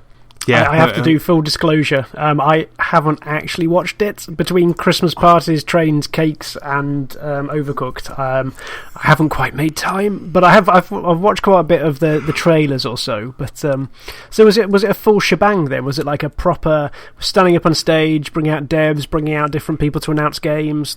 As it was May in December. Yeah, yeah, it was. It was all the glitz and glamour that you would hope for from one of these occasions. They really put on a show, I thought. Yeah, absolutely. It was 90 minutes. They went through everyone. They had Shuhei Yoshida came out to great applause, and even I was clapping. I was sitting there on Saturday. Nicola was watching something and playing a game or something, and I'm sitting there watching on the small TV, headphones on, totally in my own little world. Shuhei comes out, I'm clapping, and she's like, "Will you just shut up, settle down?" I'm like, "Yeah, he can't even hear you." I was with you, man. Oh, he could. The man I was shouting, and then they had that guy, that fantastic guy whose name escapes me, who always comes out. He came out the last PlayStation experience, and he has his Vita in his hand, and and he goes through all of these indie games, and he just goes, "This is available, coming to PlayStation 4," and then he just goes, "and PS Vita," and by the end the crowd is doing the "and PS Vita," and I just absolutely love that, because I do love my Vita, and I love seeing that we get more and more of these games. So it's just, I think he's called fantastic. Gio Corsi. That's it. That's it. Gio. Yeah, Gio Corsi. Yeah, that's him. Yeah. He's a geezer, and he's got his Vita. Absolutely, and so it started off. The new president of Worldwide Studios, Daz, you'll know his name. Sean Layden. Sean Layden came out with a Wipeout t-shirt on. A rather tight-fitting Wipeout t-shirt on, maybe extra large next time, Sean. But he came out with a rather tight-fitting. They pulled it out of the dryer just before the show, and it just shrunk a bit. It was like, oh no, there's no time now. He needs a proper fit from those insert coin tees. That's what he needs. But he came out with his Wipeout t-shirt, and instantly I was like, "Oh, Wipeout!" And I was tweeting from the Spark account, and there was a few people that go, "Oh, here we go, Daz is going to be happy." And that's when I said to you, I messaged you saying, "Are you watching this? Because there's something magic is about to happen." Yeah, that's when I saw that, and I just going, "Oh my goodness me!" Because we'd covered the story that there'd been a leak that Wipeout may be revealed. But then I just thought, oh, well, it probably won't be. You know what things are like. And then I saw that. I was like, oh, wow, I'm getting excited.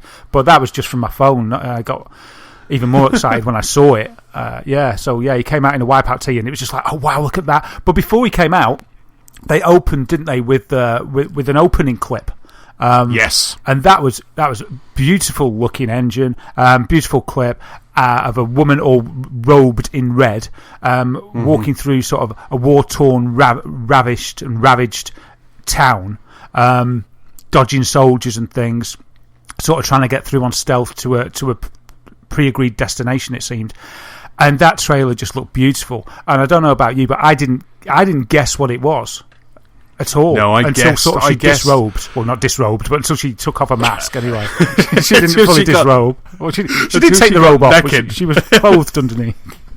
No, unfortunately, I guessed because I was just about to tweet, and I said to Nicola, and I was like, shouted at Nicola with my headphones on, "I think this is Uncharted DLC," and then so it kind of, and then it came up, and I was gutted that I didn't tweet that out, because there's a little bit of kudos of guessing those reveals before, but yeah, so that's the kind of Uncharted DLC, the Uncharted chapter, which will be coming out. It's next year, isn't it? That's coming out. Yeah, and it's not going to be a DLC, it's going to be a standalone game, it's been confirmed as well, so that's interesting, with Chloe from Uncharted 2 looking it's like... It's going to be the same as the one for Last of Us. So, do you need the game? Because it's going to be the same, it's going to be a 90 minutes to 2 hour chapter. Well, it's not going to be like a full 8-hour game. Yeah, they've confirmed that it's going to be standalone. Yeah, standalone is game on its own, isn't it? So it's gonna be that. I mean, I'm surprised if it would be that slight, but we'll see. I thought they were trying to press going deeper and further into the Uncharted world, but without bringing back Nathan Drake and stuff. So I'm all for it. This seems like it'd be a good experiment, though, because I can't see how Chloe would sort of like do this, the running, gunning, quipping, massacring thousands of people in the same way that Drake does. So from the looks of the trailer, it might be, whether it was just an atmospheric they were going for to try and get over, like, this is a slower pace, this is a more considered adventure. I like the fact they might be trying this 2-hour experiment to see if this is an avenue they want to push further with. Because if the joy of Drake and the characters in there is you can just then whisk them off to another adventure, because that is how they've made their living. Yeah. They could be like, if they did that as well, they could sort of take the Hitman inspiration, couldn't they? Yeah. What they've done with Hitman, and give you this war-ravaged town to play with for 2 hours, give you an objective, but also give you many things to do within it as well. That'd be interesting instead of being so linear. Being much more open. And maybe Chloe is a master of stealth and things like that, so there'll be more of a focus on that, Who knows? Because she's already been in a disguise in the trailer, hasn't she? So maybe that could be featured as well. What I'm saying is they're just going to rip Hitman off with Chloe in the Uncharted engine. But I think it's a great reuse of the engine as well. No doubt they're using it for the Last of Us part 2. But I think the more that a developer can get out of one engine whilst trying different things, I think the better it is, because it means the company is just going to be far more stable and willing to take risks and push and try and do different things as they develop.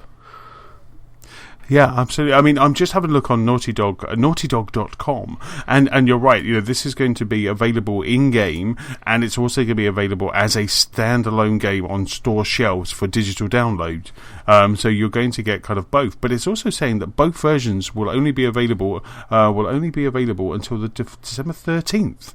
So does that mean that we're not getting this on December 13th, are we?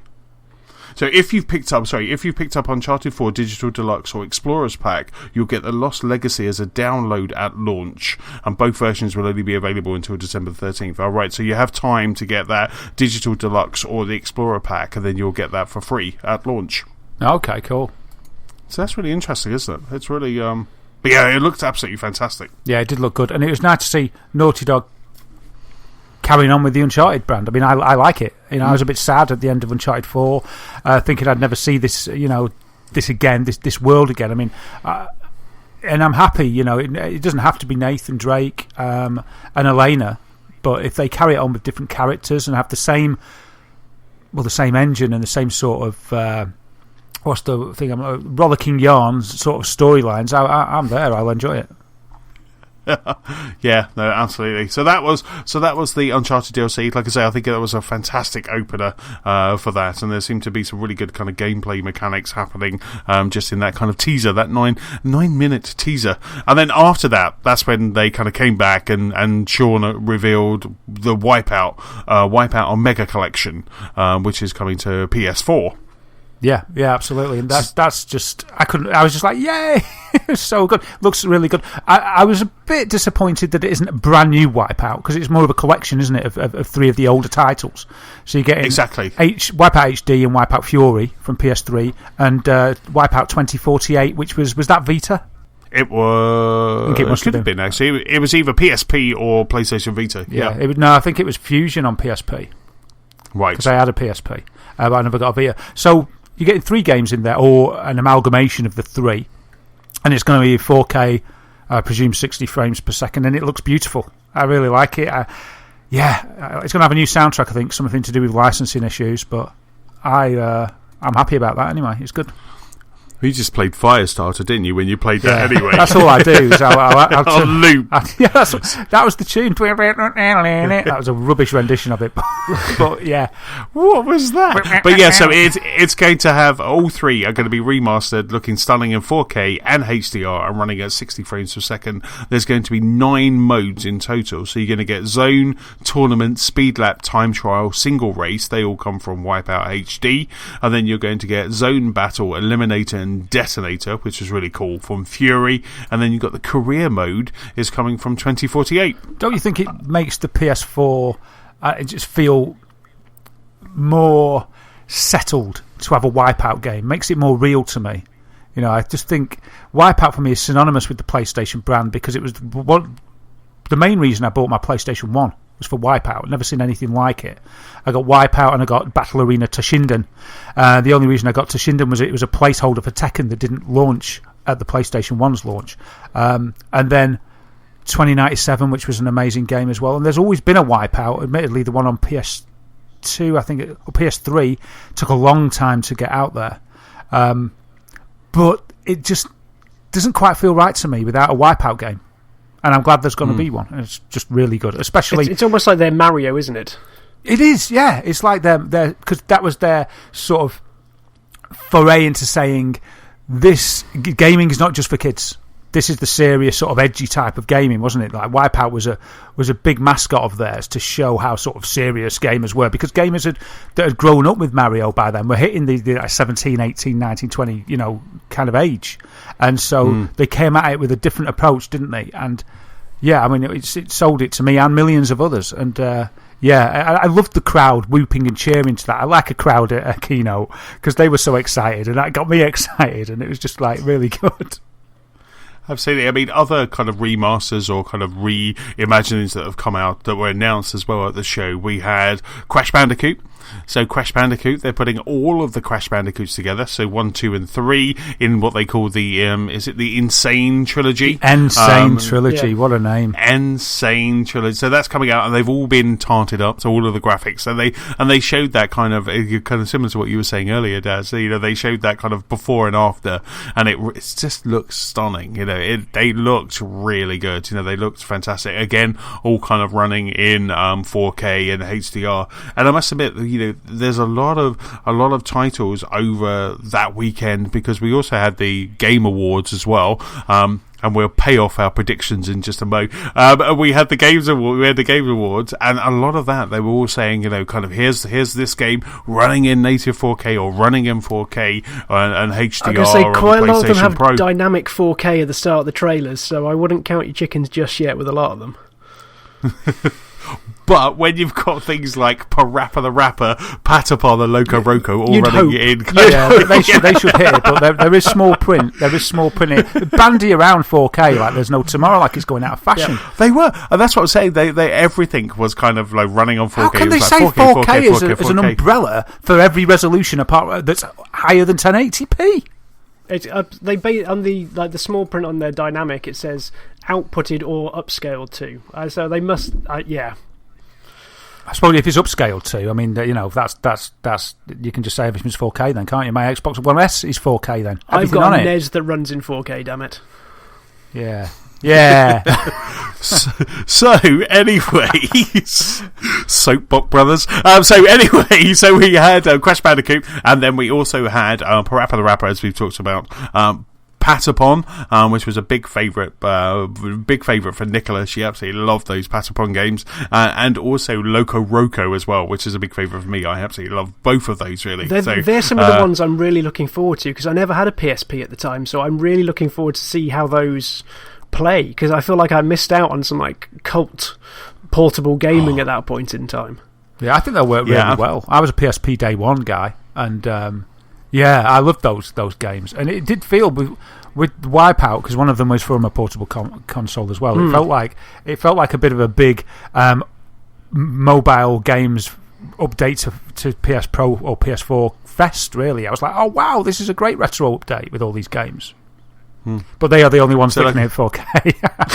Yeah, indeed. So like I say, I mean, even to this day, kind of in the Chesson household, if you just start singing the Patapon music, Nicola goes into full rendition. You can just go like pom pom Patapon, and she's off. She is just like so. It is, yeah. So that was coming. So I kind of did shout at that point, going, "Look at this!" And so she was very excited about that. So I'm going to lose my PlayStation 4 when both that and Loco Roco come out, because both of those were really cool. So we had I actually thought that they were coming out as a collection, but they're not. They're all coming out individually, and I guess again it's kind of back to what we were saying for VR. I think this is Sony kind of having a look, going, okay, here's not so much Crash, but here's 3 titles. Maybe we're thinking about making one of these. Which one's going to sell the most? So, you're seeing this over on Amazon. So Amazon Prime Video, you see that they show 4 kind of pilots to TV shows, and the one that gets the most views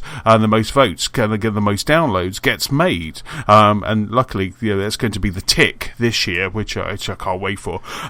But so it'll be interesting to see what happens with these. If they get really good reception from all of them, maybe they'll make them all, but maybe the one that kind of gets the most they're going to bring out. But all of these are all coming in 2017. Yeah, the only thing missing from that for me was if it's kind of I want the moon on a stick, but this would have just been the icing on the cake if they also would have announced PS4 versions of Gitaroo Man while they're at it, and Katamari Damacy. And I think I would have just passed out in a delirious elation. You're like, I just can't take any more. Yeah, it's like, that's everything. Oh, well. But I hadn't thought of that, really, because they were sort of doing these... looking back to that sort of era, it made me think of those games. I was like, oh, wow, it'd be so cool if they did those as well. And maybe they will. Yeah. Indeed. I mean, other standouts for me, we had Dino Frontier, which again is a kind of could be a bit of a hook for a PSVR game. This is a god sim where you have dinosaurs, but there's also kind of a very much kind of a big settlement that you've got to work. This frontier settlement that you've got to be able to try and kind of work, and it's kind of Wild West meets Jurassic Park, and it's sounds very interesting, and the art style. It sounds like it ticks incredible. all my boxes as well at that point in time. Indeed.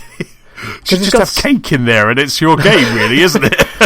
But yeah, the art style just really makes it so like a really bright, cel-shaded look. Almost, there's a touch of Overwatch about it, not quite as washed out, sort of the sun washing everything out. But yeah, I'm always getting my ears pricked up at dinosaur stuff, because I was disappointed by the reviews of, was it Lost Robson? I can't remember what the game was. Robinson the Journey. Robinson the Journey. Yeah, the reviews didn't really enamour me to that one, so more of an experience again.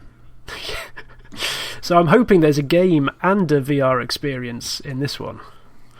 Right. Yeah, I read the other day, actually. I don't know if it's on PSVR yet, but I don't see why it wouldn't come to it. But well, maybe, I don't know. But Ark, the game Ark, they've used the engine. There's been some kind of collaboration, and so these guys, I forget which studio it is. It may be the same one that brought out Ark, but they've made a VR experience. I'm sorry to use that word, but they've used it for educational purposes, and they've used the engine to create a dinosaur museum.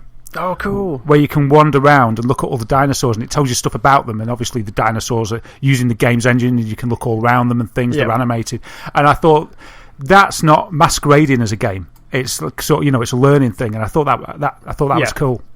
Yeah, you know what it is. Ron Seal job on that one. But this one, this is at least one of my interesting aspects. I think that people are approaching VR almost like the Minecraft HoloLens thing, and the I think is it Tethered. Just the fact this dino game is almost like you're playing on a tabletop. So you get to pick up other little cowboys or pick up the dinosaurs and shift them around and have some real tactile interaction with them. So I'm hoping it uses the Move controllers as well as something like Job Simulator. Yeah, I mean, when you talk like that, it just seems silly that there isn't a wizard chest coming out. Yeah. You know, or the Star Wars hologram chest that's just licensed and real, and bring all these fantastical chess games that used animated characters on the boards to life within VR. That'd be really cool. Or AR, because you could, like Eye of Judgment on PlayStation, but in a much better way. Yeah, absolutely. And, it's quite interesting you say about Ark, because that actually came out today on PlayStation 4. So maybe, if they get more of an uptake, they might even patch in VR. So yeah, you could just have an option in the menu. Is a possibility. Yeah, it just says go off to the dinosaur museum and learn a bit about dinosaurs before you get eaten by them. and so others that we had in the PSX showcase, there was just so much that 90 minutes really was packed. There were some really good, and if I find them, I will stick them into the show notes. We'll put some of the sizzle reels, because some of the sizzle reels, especially the independent developer studios, were absolutely fantastic.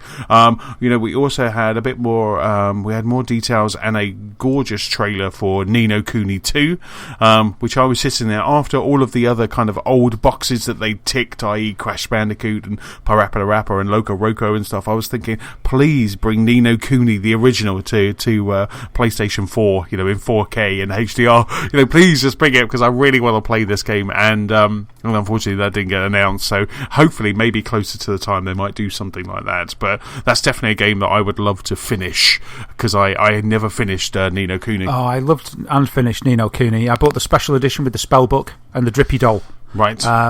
Drippy was one of my favourite characters that came out that year. Oh, why was that so then? Awesome, wasn't he? Oh, fantastic. But yeah, Ni no Kuni 2. I got emotional when I watched that trailer. I was like, oh man, this is so good. I think it was at that point I was just clapping on my own. Just like, this is fantastic. This is one of the best keynotes I've ever seen, sort of thing. I mean, it probably wasn't that amazing to be the best one ever, but I was just there, man. I was loving it, and Ni no Kuni 2 was a standout for me. Yes, and then some other kind of announcements, I guess, from the show. They announced Windjammers, is coming to PlayStation 4 and PlayStation Vita. So, which, if ever a gaming community has forced a publisher to release a game, this has been a running joke on the Giant Bomb show for. Well, not even a running joke. They loved the original Neo Geo arcade game, and yet somehow over the last 10 years they've built up enough fervour with people who don't even know what Neo Geo is to somehow release it. It's insane and brilliant at the same time. That's brilliant. I think I read a quote today, and I've forgotten who said it, but they said regarding the Windjammers thing, they were like 99% of gamers don't know what Windjammers is, and the other 1% are subscribers to Giant Bomb. Yep.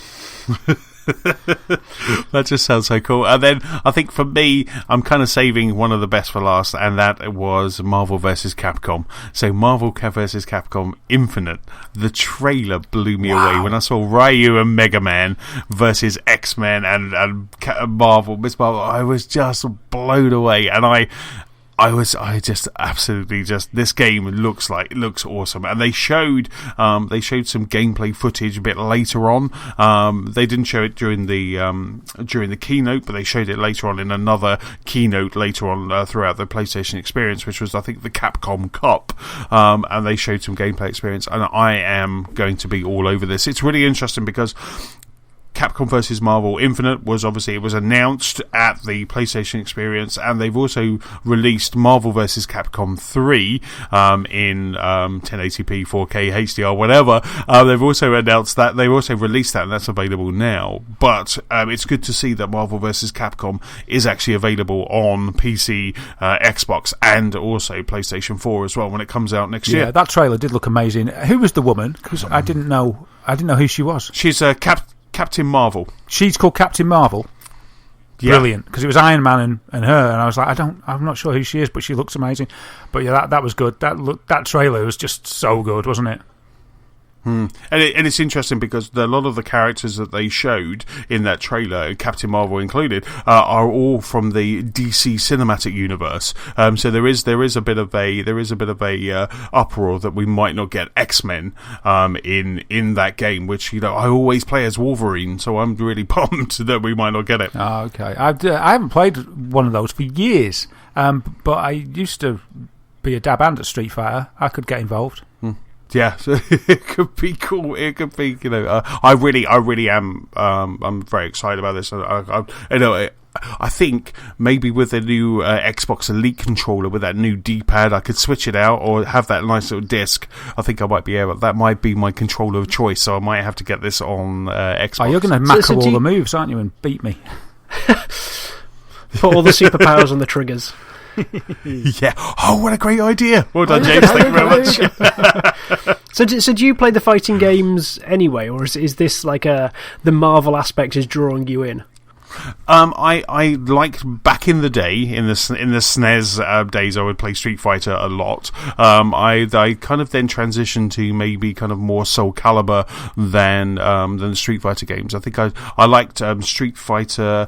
What was the 3D version of Street Fighter? As you'll know, the 3D Street Fighter. There was a 3D one. I really liked that, but I played like Street Fighter.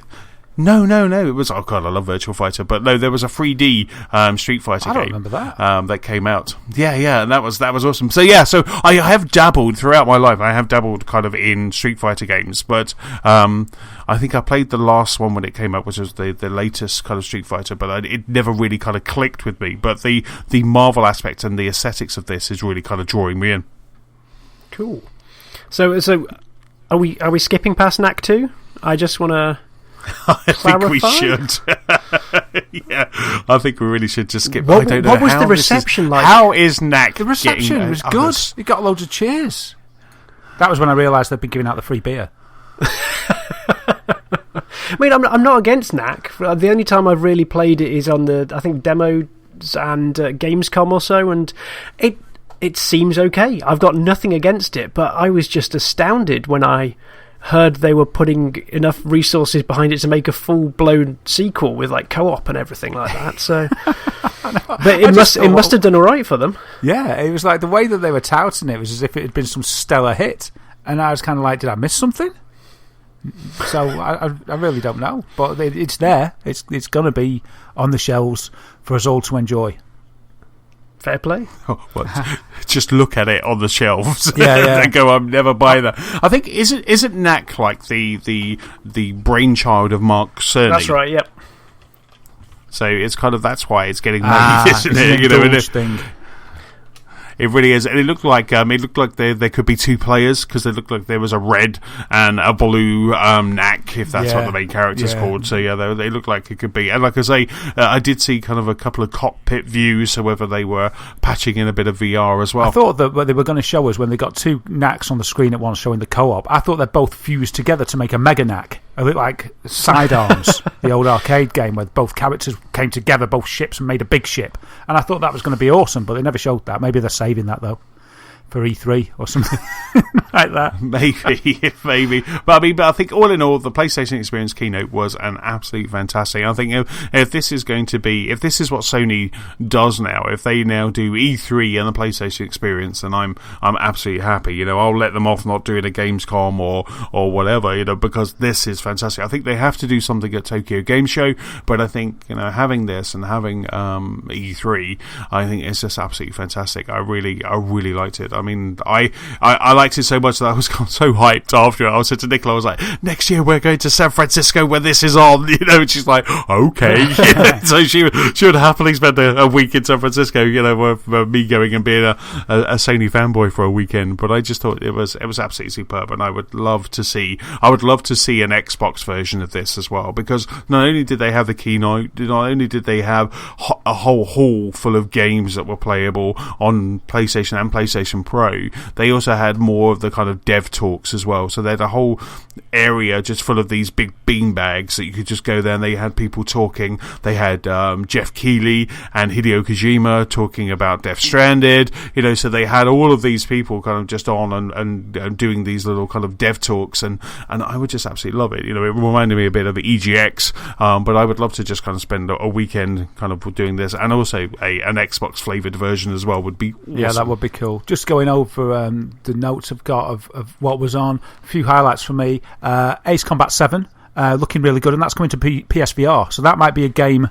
that's actually, you know, a full game experience there, and you know, it's not scary. So that, I think that's a contender for you know, one of the, hopefully, Touchwood, one of the best games in VR, I suppose. I thought that looked really cool. What else looked good? Dreadnought looked interesting. Multiplayer game, shooting game where it looked like each player commanded a vast Dreadnought spaceship, or you were trying to take one down, or fighting against each other. That looked pretty good. Nier Automata, coming out in the West, was good. Yakuza 6 coming to the West. There's a lot of fans for that. I've never really got into a Yakuza game myself. There was Pyre from Supergiant, which is looking good. Vane, which is from the X-Team Ico guys, so I've got high hopes for that.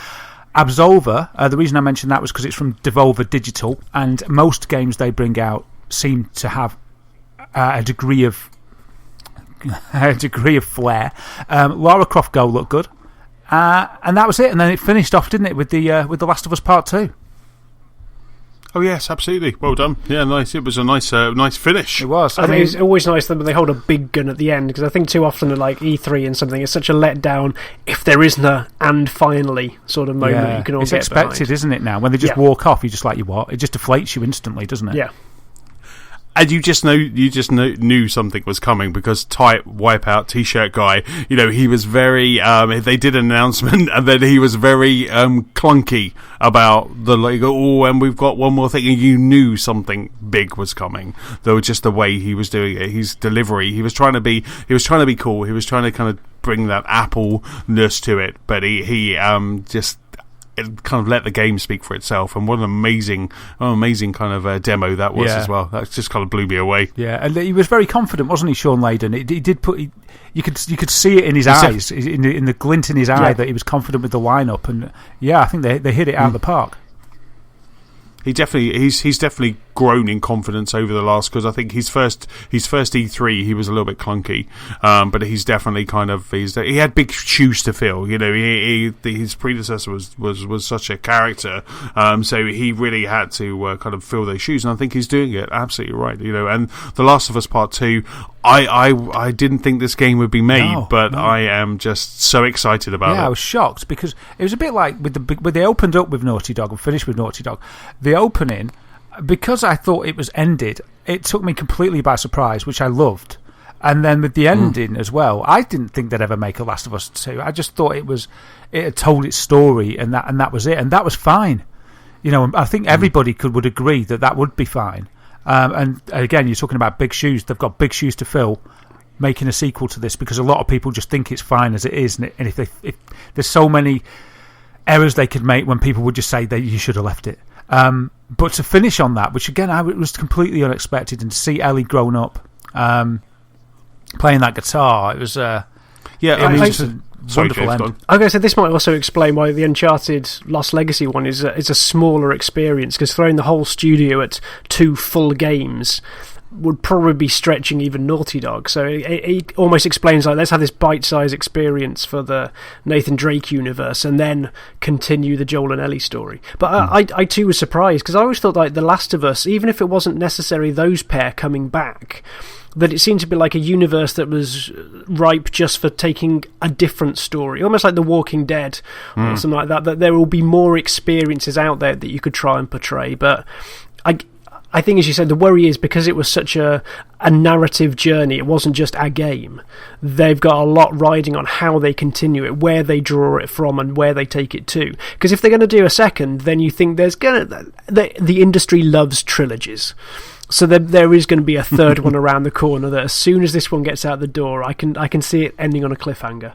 Yeah, absolutely. And then they'll probably have an Uncharted game, Uncharted : something, and then we would have Last of Us Part 3, and then it'll keep going. I mean, for me, I thought, you know, the end of The Last of Us, which I've played only on this generation on PlayStation 4 because I never played it on 3, but for me, I thought when they kind of finished the game, I thought Ellie had died. I mean, in my head, that was it. So when they actually you saw Joel, and then he was walking through, and and then you hear that guitar, and then you see Ellie. For me, that kind of took me back, because in my head, she'd gone. You know, he kind of took her up to the top of that hill, and that was it. Yeah, absolutely. I mean, for me, it was. I didn't think of it that way, so I was okay with it, but just completely surprised anyway. But that made me think, imagine, I mean, I don't think they could possibly do this, but if they did something similar with Life is Strange and somehow dropped a trailer that made it feasible that you could have that experience again. No. But they made it that you could. Quite happily let you ruin 1,000 franchises, but you leave Life is Strange. I would buy that disc and burn that disc. There probably is no way, is there? But it's just that I've got to yearn so much. It's like you finish that game and you can never play it you can never play it again without knowing, and it's just such a shame because it's so beautiful. Well, but sorry, I digress. I mean, it just shows, you know, with Last of Us, it was so open-ended at the end, and that's how they've been able to do this. Yeah, but for me, I just didn't think that was going to happen. I still haven't played it.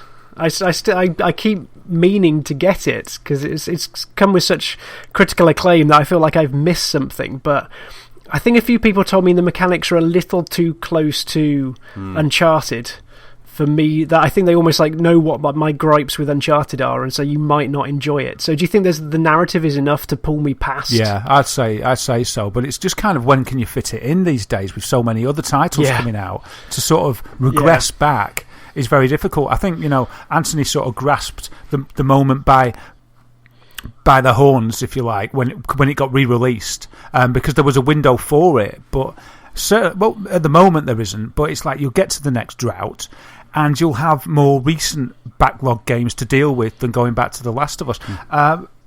It would make business sense for them to make this game playable without having played the prior game. So if you're stuck for time, you've got reservations, maybe just wait for this one and see if you like the sound of it, and then jump on board. The problem is I think by playing through the first game, by playing through The Last of Us, it's going to give you such you're going to be so invested in those characters that when you do see them again in Last of Us Part 2, it's going to mean more. And I think by playing it when I did, and I think you're right there, Daz, I think I kind of jumped into the right moment because it was there wasn't much around, and I got that remastered disc copy, which, James, I can send up if you want, because I've got it if you want to just kind of leave it there, just in case you got a free afternoon. Yeah, exactly. I can just pop it in the boat. Put it on easy. Yeah, and then just, absolutely, put it on easy and just Who wants the challenge? You just want the story. Because there are some points, and you're right, there are some points where, I mean, Ellie needs to learn to swim in Part 2, but there are some points where you are kind of very much Uncharted. You're in cover, and there are waves of something coming at you, so there are some of those points, but I think you've hit that spot right. Put it on easy and just play through this amazing narrative of a game. The characters, the story, the voice work, it's just absolutely all superb, and looks amazing on PlayStation 4. Yeah, it draws you in, man. Cool. I might take you up on that. It draws you in. I just said you could skip it, but actually, Anthony's absolutely right. You can't, if you want the full effect, you're doing yourself a disservice, really, because the narrative is that strong that trailer meant something. When we saw Ellie, I don't know if you share the same sentiments, Anthony, but when I saw Ellie and Joel again, it was like an old friend, and I think that's why I likened it to goosebump time. That's why I likened it to it kind of made me think if Life is Strange could be resurrected somehow, which of course it can't, but it was that kind of feeling. It's like, we're going to go on an adventure again, guys. I look forward to it. It's a good thing. No, I just sat there and I was like, no, they're not going to do it. And then I did. I think I tweeted. I was just like, goosebumps, right there. When I saw Ellie with the guitar, I was just like, this is awesome. Yeah, what a finish. So yes, so that was a PSX. Like I say, awesome, very cool. I know, I can't wait for next year. I don't know if they've already announced that we're going to have one next year, but I think it looks like it was an absolute success. And as I said before, I really would love Microsoft to do something very similar as well. So Daz, the next piece of news, sir, is with you. It is indeed. So why don't we talk a little bit more about Final Fantasy? Hooray! Yes. So Final Fantasy. First of all, we've got a few statistics for you about the sales of Final Fantasy 15. So how about this? Almost 4 out of every 5 physical copies of Final Fantasy 15 that were sold in the UK last week were on PS4, according to figures from GFK Chart Track. Can you believe it? So, yeah. It seems like it's spiritual home. It does. Really, I feel like a traitor playing it on Xbox. I can understand that, definitely. That's all I've got. So it is really weird. Though I did play the last one. What was the last one that I played? 13 on 360, actually, come to think of it. But yeah, so 4 out of every 5, man, on PS4. But you're absolutely right, James. That kind of is the spiritual home. And more people have got PS4s, I suppose. 79% of the physical first week sales on PS4, with Xbox One sales of Final Fantasy 15 at just 21%. So the high volume of those sales led to Final Fantasy 15 being the best-selling game on the PS4 last week, but only the 6th best-selling game on the old Xbox, which was trailing behind Forza 3, FIFA 17, Call of Duty Infinite Warfare, Minecraft Xbox Edition, and Battlefield 1. So when you put all those sales together, Final Fantasy 15 got to number 2 in the UK physical all formats chart. It couldn't beat FIFA 17. I think worldwide, FIFA always seems to get into a roll at Christmas, doesn't it? It always seems to take number 1. Yeah, in our country, I think worldwide, Final Fantasy is sitting at the top, but because of that massive FIFA 17 sales, that's taken it this time, but it's still done really well by the sound of it, so that's really cool. And while we're on the subject of Final Fantasy, there's been some Final Fantasy leakage from the website vgleaks.com, and they are saying that they've got hold of, from their source, a Final Fantasy 30th anniversary roadmap. So that's quite interesting. 2017, of course, is the 30th anniversary for Final Fantasy, and so they are saying that this is what they've got in store for fans of the franchise. So what have they got? Well, they're going to bring out the Final Fantasy VII Remake first episode that we've already been assured that that's going to happen. And we're going to get Final Fantasy XII The Zodiac Age as main games. Okay, so that's main Final Fantasy games to come out in 2017, according to this leak. Also, Final Fantasy XIII Trilogy is set to come to PS4 next year as well, 2017, and that's going to include Final Fantasy VII, 13, 13-2, and Lightning Returns, all on separate discs in 1080p, 60 frames per second. So I played 13. I really didn't want to get into 13.2 and Lightning Returns, so I haven't played those. But if you're a big fan, that's a lot of hours, depending on the cost. I mean, you're going to get some value there. Also, and this is an unbelievable compilation, Final Fantasy 30th Anniversary Collection compilation is going to include, deep breath, Final Fantasy 1, 2, 3, 4, 5, 6, 7, 8, and 9. And that's a lot of Final Fantasy. Yeah. Well, do you think you could spend 30 hours minimum, easily on any of those games? That's a terrifying amount of games. Yeah, and I mean, once you get to 7, I mean, I don't really know what the others are like. I haven't played much of the others, but 7 you can actually just play and play and play, and the same with all the others after it. Hundreds of hours. And that's coming out on the PS4 and the Vita, apparently on a single disc or Vita card. It's going to include 2 versions of Final Fantasy 1 to 6, in which you'll get the actual original versions that came out on the NES/SNES, and you'll also get the modern ports that were made on the PSP/Vita. And then 7 to 9 will just get one version based on the newest. Obviously not the new 7, but probably the PC version of 7, for instance. So the best port. And also, you're going to get an English translation for the first time of Final Fantasy 2 and 3. That's never had an official English translation before. And the game is going to be based on the Japanese version. So bits that were cut out of those games for the overseas release, they're going to be included now. So yeah, wow. So that's kind of like excluding the online titles, which I don't really count. Well, because they're different. It's like every Final Fantasy game. Yeah. Well, that's nuts. That's nuts.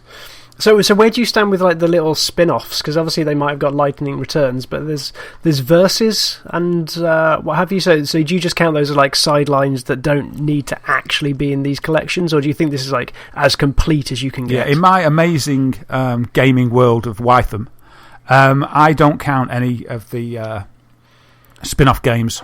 I mean, I know there obviously are canon, but I just never bother with them.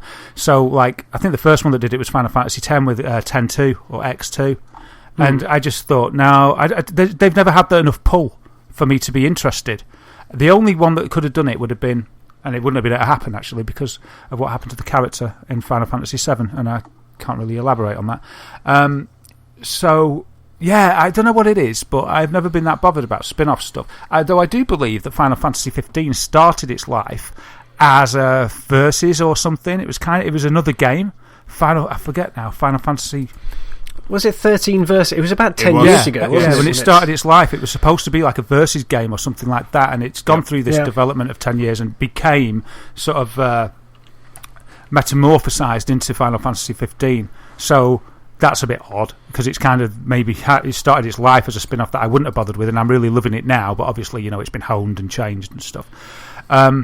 So yeah, actually it's not all the games, is it? Because it just goes up to 9. The other big games, you've got 10, and then 12 and 13, and obviously now 15. So there's 4 other games out that won't be in this collection.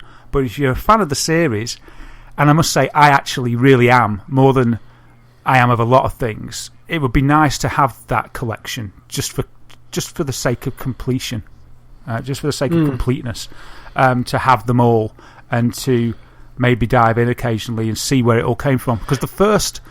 But they're not necessarily there just to run through them, are they? They're there just for that, when you want that hit of nostalgia. I guess it's what the NES Mini Classics playing off of at the moment. Yeah, absolutely. And to take you back to that time. Because if I...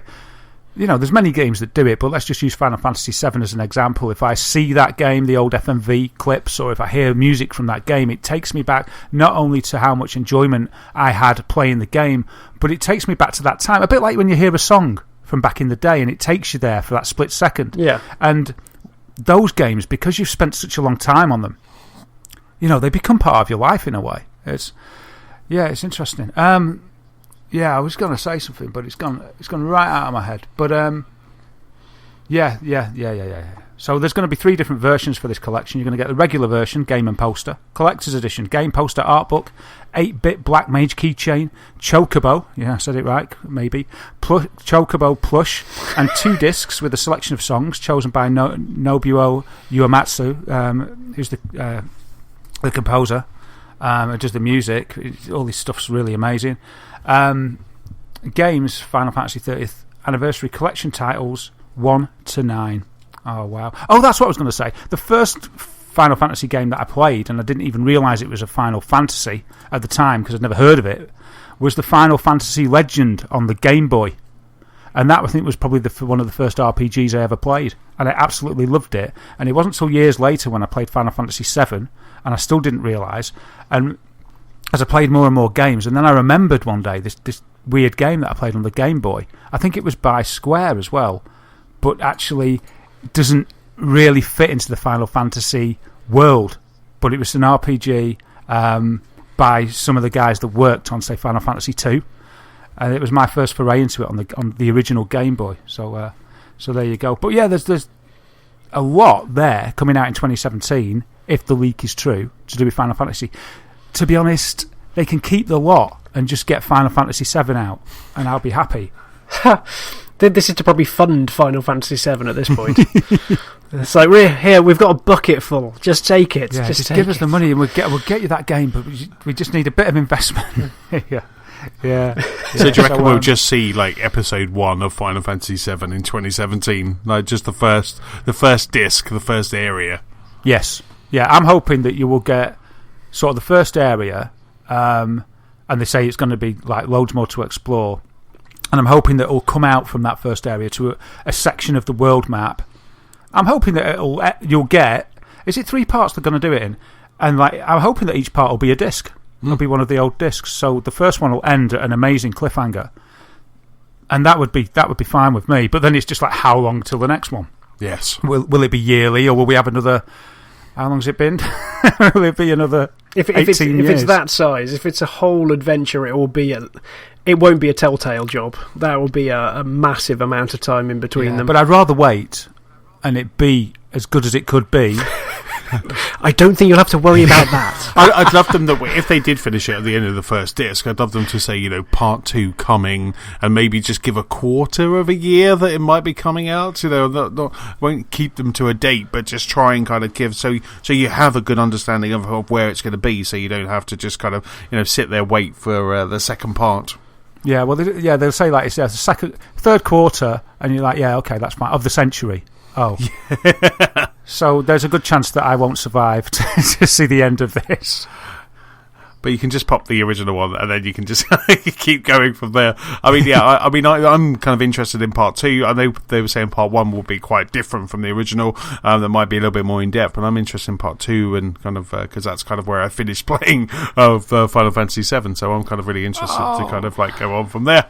So on that cringe note, Darren just kind of just dies a little inside, bangs his head on the desk. James, the next piece of these is with you. Yes, yeah, so we haven't really covered them, but the Game Awards happened the night before the PlayStation experience. So this is Geoff Keighley. Every year he likes to get his friends in the industry, tends to try and give a marriage proposal to Hideo Kojima. How much? And honour everyone. It was. I haven't actually watched it, but I've heard it was. I watched it live. I was up at 2:00 in the morning watching it because I just couldn't. Oh, you did stop up? Oh, I did. Okay. I went to bed at 4:00 in the morning. I went to bed about quarter past 4 on Friday morning, and then got back up. I was working from home, so I got up at 7:00. So yes. I was so proud of you, Anthony, the next day when you told me you stayed up and watched it live. I was proud and a little bit jealous. And then when I finished watching it, when I'd fitted it in, I was then so glad that I didn't stay up. It must have been the sleep deprivation, because I really enjoyed it. I kind of enjoyed it, but I just thought he's back on the shameful sponsorship a little bit. He's back on the advertising. They had Kyle Bossman, who I really like, chatting to some people in the audience. All of a sudden, this guy dressed up as a razor that sponsors the show started dancing around, and I was like, "Oh no, just have a bit of dignity." But I think he's always in a hard place, because I love the fact that Geoff Keighley really wants this to succeed, and the more he pushes it, I guess the more backing he needs to make it this grand event that it is. So I guess you will get a man dressed up like a razor blade coming through. That's the price, isn't it? It's kind of like, it's really good. His intentions are so honourable, and you can tell what he wants it to be, but it does, and it has to be, and kind of plagued by that. I just wish that there could be a more, there's a balance, isn't there? Make it not quite as terrible as it kind of felt. I'd rather just have a big advert break, but then I suppose you could argue that the whole thing was an advert break in some regard. But it was pretty good, and I did enjoy it. But I just thought just a little bit, just a shade less on the shameful advertising. But anyway, sorry. I think for me, the only thing that would make that better next year was if they cut out that comedy bit. Because whoever that chap was who was trying to do, I was watching because I was watching the pre-show, and as well as the show, and that guy just was not funny, so whoever that guy was, who was doing the kind of comedy bits and the backstage bit, if they could just cut that out, that show would have been perfect. I don't think Geoff needs that. I think they can kind of handle it. And I loved the two musical bits as well that they had. They had some rappers who were in Gears of War, and then they had the guy playing the soundtrack to Doom, which was the just Doom song. Bloody awesome. Nice. That was just like, just seeing this guy kind of rock out was just absolutely superb. That was cool. That's really nice, though, because it takes it beyond the screen or beyond adverts at that point. It gives you an essence of, like, this is actually more than just, codes and artists and stuff like that. There are actual music things that you can appreciate without appreciating the game itself. So that's a nice... Yeah, I think he sort of wants it to be sort of a fully rounded kind of entertainment show, really. And that's the kind of impression I got, with the Game Awards interspersed throughout, and with chats to developers and stuff going on. And it's a nice idea of a format. And, it's only, the second year since he's been doing it on his own, since he's left being the Spike Awards. Mm-hmm. So I'm sure he'll get the feedback again, and I hope he keeps doing it, and I hope it keeps getting sort of refined as the years go on. Absolutely. Yeah. So the Game Awards, James. Yeah, James. The Game Awards, yeah. So one of the awards that handed out was for Best Performance, and so this was basically for the voice-over artists and the categories, and I think Naughty Dog got nominated quite a few times. But the chap who walked off with it was Nolan North, everyone's favourite voice-over artist. But when he came up to give his acceptance speech, he possibly trod on a few toes of his colleagues, because as I've mentioned before on the pod, the voice actors in America, members of the SAG-AFTRA union, went on strike. I think it was back in October, over paying conditions, because I think their contract hadn't been updated for a good number of years, and they were wanting more payments in the similar line to TV and film. And so, all the members are on strike at the moment. But when he came up onto stage to give his speech, Nolan basically started with, "I want to go out on a limb," which is never really safe footing, I think, at this point in time. And he started with, "I'm hearing a lot of talk lately about performance matters," which is the hashtag I think they're using to strengthen their demands. And he went, and it does, the performance of everyone involved. And this is where he almost broke the union line, because he went on to say the performance of every designer, every programmer, every hardworking and talented person who works in that office, not only at Naughty Dog, but all developers that he's worked with. So he's basically going against the grain and saying that, well, not specifically, but everything that he's saying just says, guys, if it wasn't for them, we wouldn't be doing this. So, just almost, not necessarily back off, but he's definitely putting across a strong point of view. Yes. He says, that performance is so important, and their performance matters more than mine. And that's important in this day and age, with all this talk going back and forth. But without their performance, my performance wouldn't matter. It wouldn't exist. So he's obviously got really strong ties with Naughty Dog, because throughout the bits either side of that, he was saying how they gave him his break in the industry, how he'd be willing to do anything for them, how to bring back roles or do new roles for them. So he's ruffled a few feathers with this one, this is for sure. Yeah, he sounds like he's got an amazing loyalty, like you say, because he said it's been like a decade of his life that he's been working with it, hasn't he, since Uncharted? And he gave thanks to Amy Hennig for casting him originally, didn't he? Which was, I thought, a nice touch. So I think he feels, that they gave him his break, and that maybe, I mean, I don't know about his history of what his break may have been, but I'm sort of, from what he said, I got the impression that was his big break, and he feels that he wouldn't, be in the position he is today if it wasn't for that. So you can understand a degree of loyalty there, but yeah, it seems the conditions that SAG-AFTRA are after. We covered it a long time ago, and when it was first sparked, and it sounded reasonable to me. Not to pay him the amount required for jumping about. No, I'm not saying that you disagree with it or anything. I'm just saying it's he could have balanced it better, couldn't he? It didn't necessarily have to. Do you know what I mean? Yeah, because he's been quite quiet on the topic as far as I'm aware up until this point. He hasn't really spoken out in one direction or the other, which might have been telling in and of itself. But I was just surprised by how strongly this was worded that came out. Because, like so many people often just try and tread a very careful line, try and stay on the fence. But this definitely came out in the other direction. Because it's fair to say that Nathan Drake wouldn't be, I think, the prominent figure that he is without Nolan North. But again, the amount of polish, the animators especially put into his performance, it's that team aspect. And I wonder if it's more akin to things like the animated films or the animated cartoon series, where it isn't just one actor doing it. There's more people behind the scenes, and I don't know what sort of deal the artists get in that, the literal artists rather than the voice talent artists get in those situations. Yeah, I was thinking that, thinking about the Pixar films and all the CGI films that we have these days, it's a very similar setup.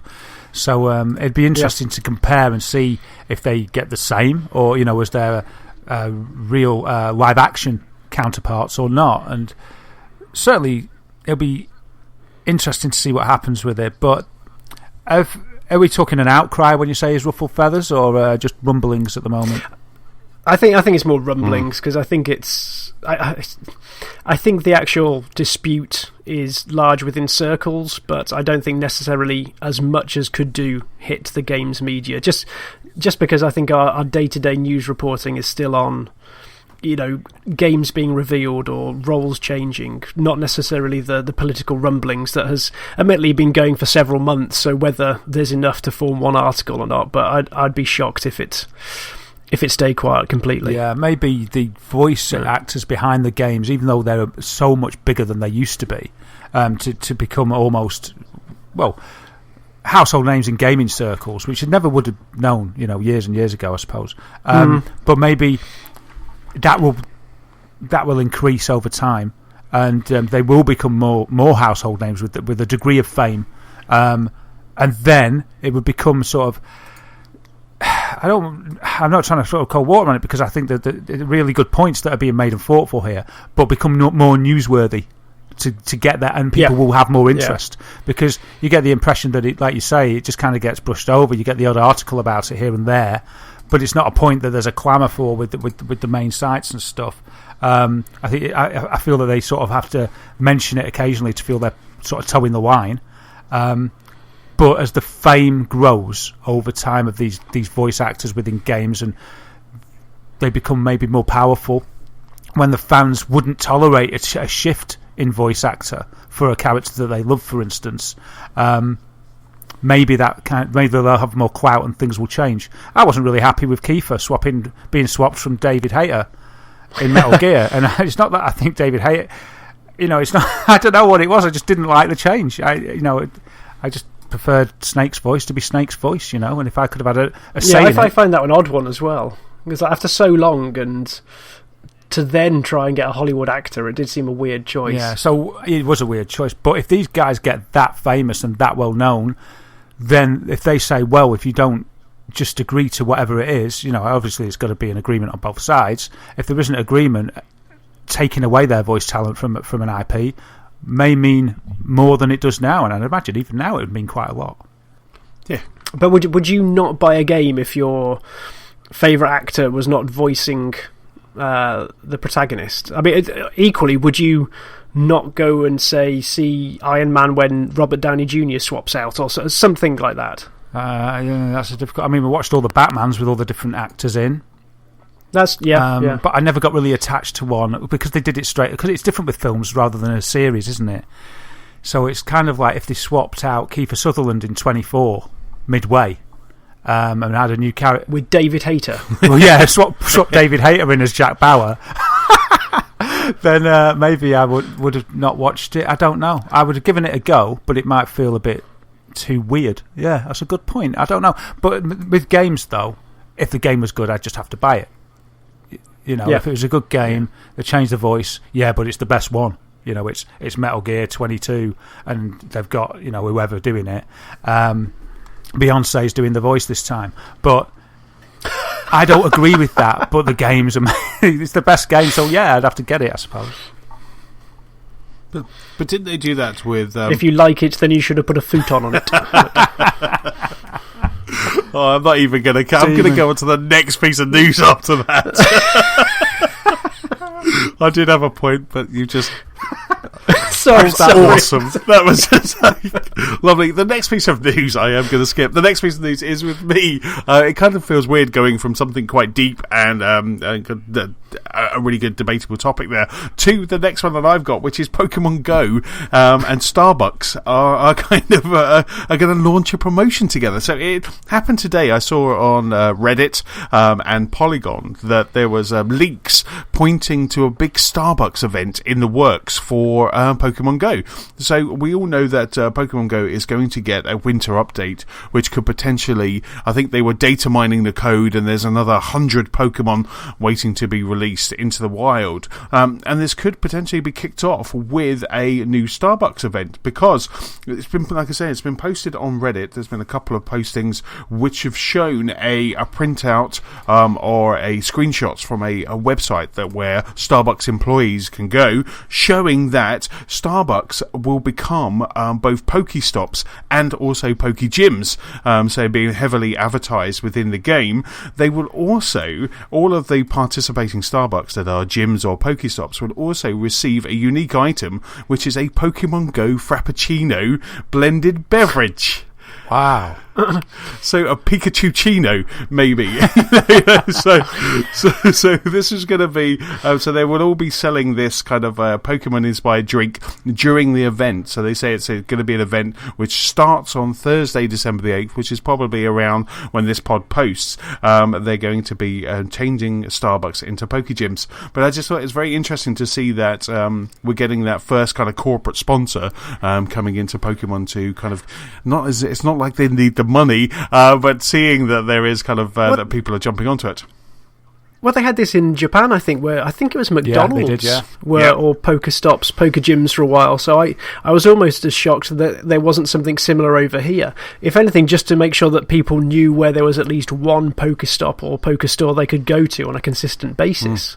But I've seen screenshots maybe of the Pikachu mug that I don't know is just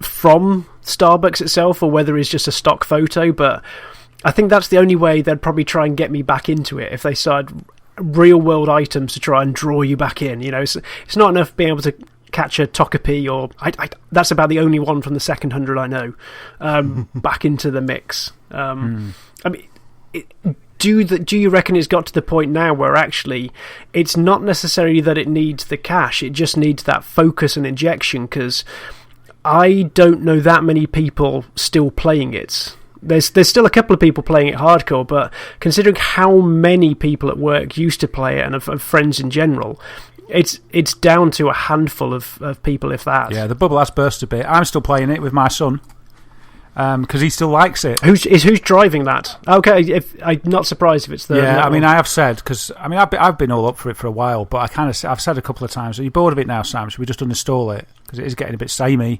It's hard to see a new one.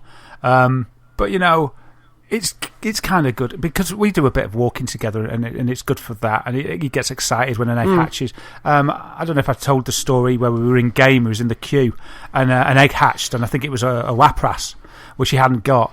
And there was a big old queue behind me, and Sam came running up. He went, Daddy, the egg's hatched, we've got a Lapras. And I was like, oh, Sam, demon, that's so good. And we were just both so happy, and the whole queue were just like thinking, they were just saying, oh, he's adorable, that's so sweet. And also hurry up, because we want to get served. But it was just so sweet, he really loves it. So we've been playing it for ages and using lucky eggs to do mass evolves of all our Pokemon, saving up the candies so that we can then activate a lucky egg and then evolve, like several Pidgeys at once to maximise the experience. So we're at level 25 now, which is wow. It's taken some going. I mean, I couldn't believe it. I thought the other day, I've been playing it since it came out, which is, I think, about 6 months. Yeah, I think it was July. It was July, yeah.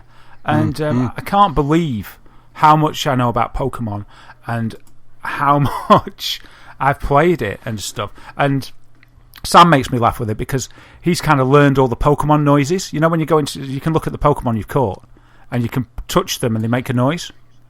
And Sam's party trick, which he totally amazed me with the other day, was he said, let's play Guess the Pokemon. And I picked one at random and he told me what it was. They all sound the same to me. So, like, you press one. Because it's still that Game Boy screech, yeah, isn't it? You press it and it goes, Argh! And he goes, Hypno. I'm like, yeah, it was. And then I picked another one. I was like, right, hold on a minute. And I was like, press another one. Argh! Same sound. And he's like, Cedra. I was like, yeah, hold on, let's try, etc. And he went on and he got every one. And first of all, I thought that's amazing. Secondly, I thought, I think I might be letting him play Pokemon Go too much. That was the second thought. After being all amazed, thinking, he's a genius, I thought maybe he's playing it too much, but he's not.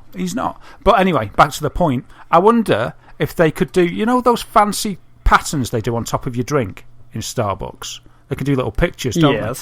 Wouldn't it be great if you got a random Pokemon? Oh. Don't you think that'd be cool? In the cocoa powder or whatever it is they do. At the very least, they could easily do a Pokeball on the top of it. Yeah, that'd be easy, wouldn't it? Yeah. It'd be brilliant. It'd be so good if they could give you a random one each time.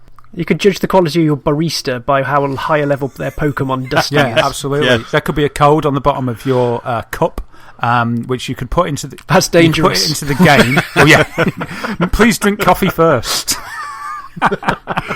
And then you pop it in and get an item like some Pokeballs or something. There's loads of things they could do. I'm surprised more people haven't already leapt on this by now, but that's the way it's going to go, isn't it? I think more if it can carry on the momentum, and like you say, I'm a special case because I'm doing it with my little boy, but it's the people walking around doing it and nowhere near what they were a matter of months ago. So it's definitely dropped down, but even though it's dropped down, it's still pretty high in the mobile app chart. Yeah, absolutely. I mean, I haven't uninstalled it from my iPhone yet, and I just haven't been back into it. But something like this, when I'm spending all that time in Starbucks, if that's a Poke Gym, then that's quite cool.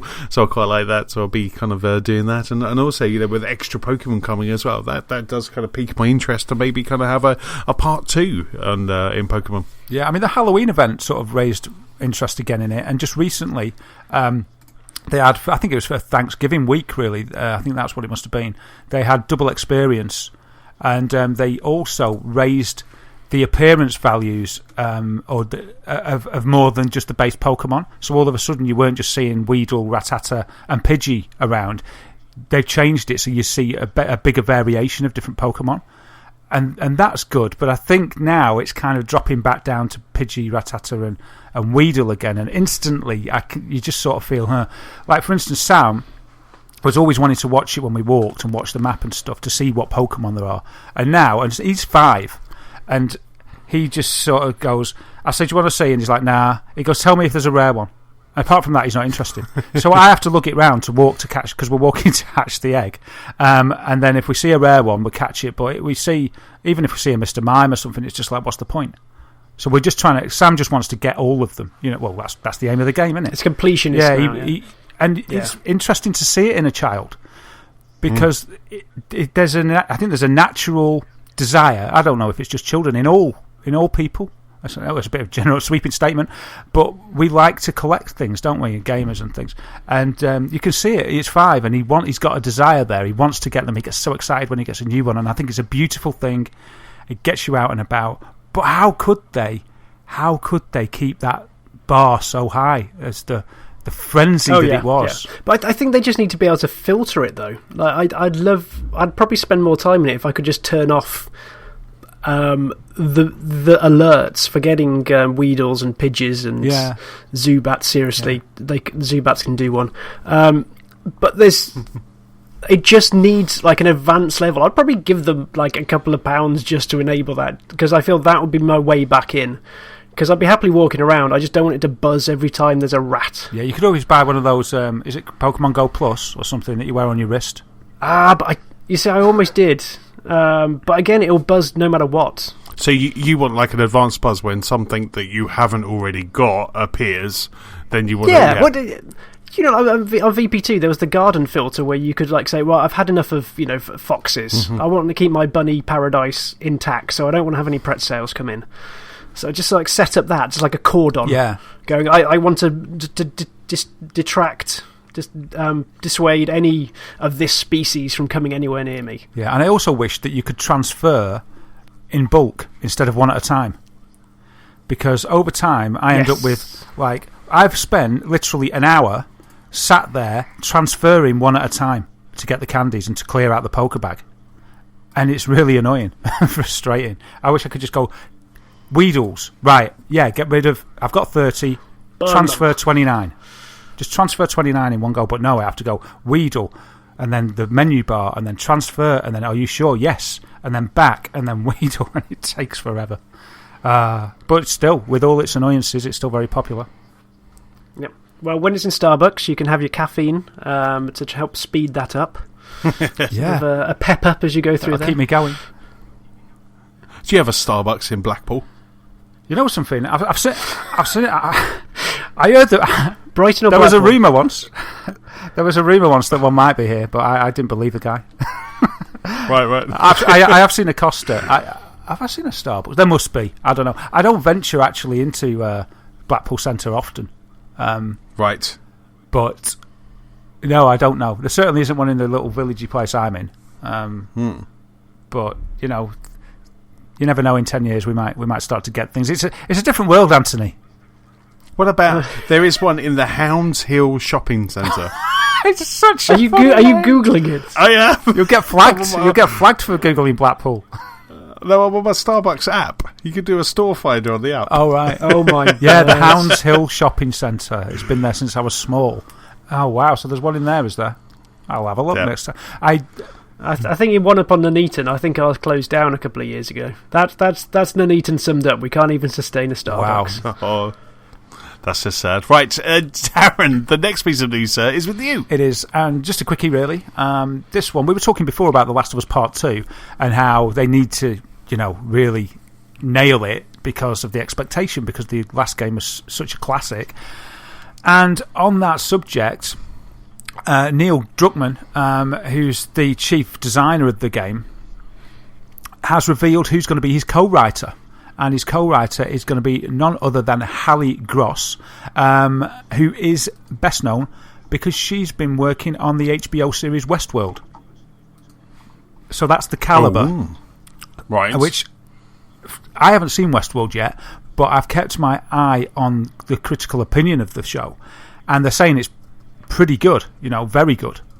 So to get somebody that's sort of up there at that level of writing to co-write Last of Us 2 makes me feel optimistic about the result. Wow, that's really good. No, I've seen the first two episodes of Westworld, and I can safely say it's very well written and really good. I'm just trying to find the time to kind of fit episode 3. I think we're about 6 episodes at the moment, and so I was just it's absolutely superb. So that's really interesting because I guess he's trying to find someone to fill the ginormous shoes of... Did Amy Hennig write Last of Us as well? I'm not sure actually. Right. I'm not sure. It did mention on the article that I read. Let me just do a quick Google.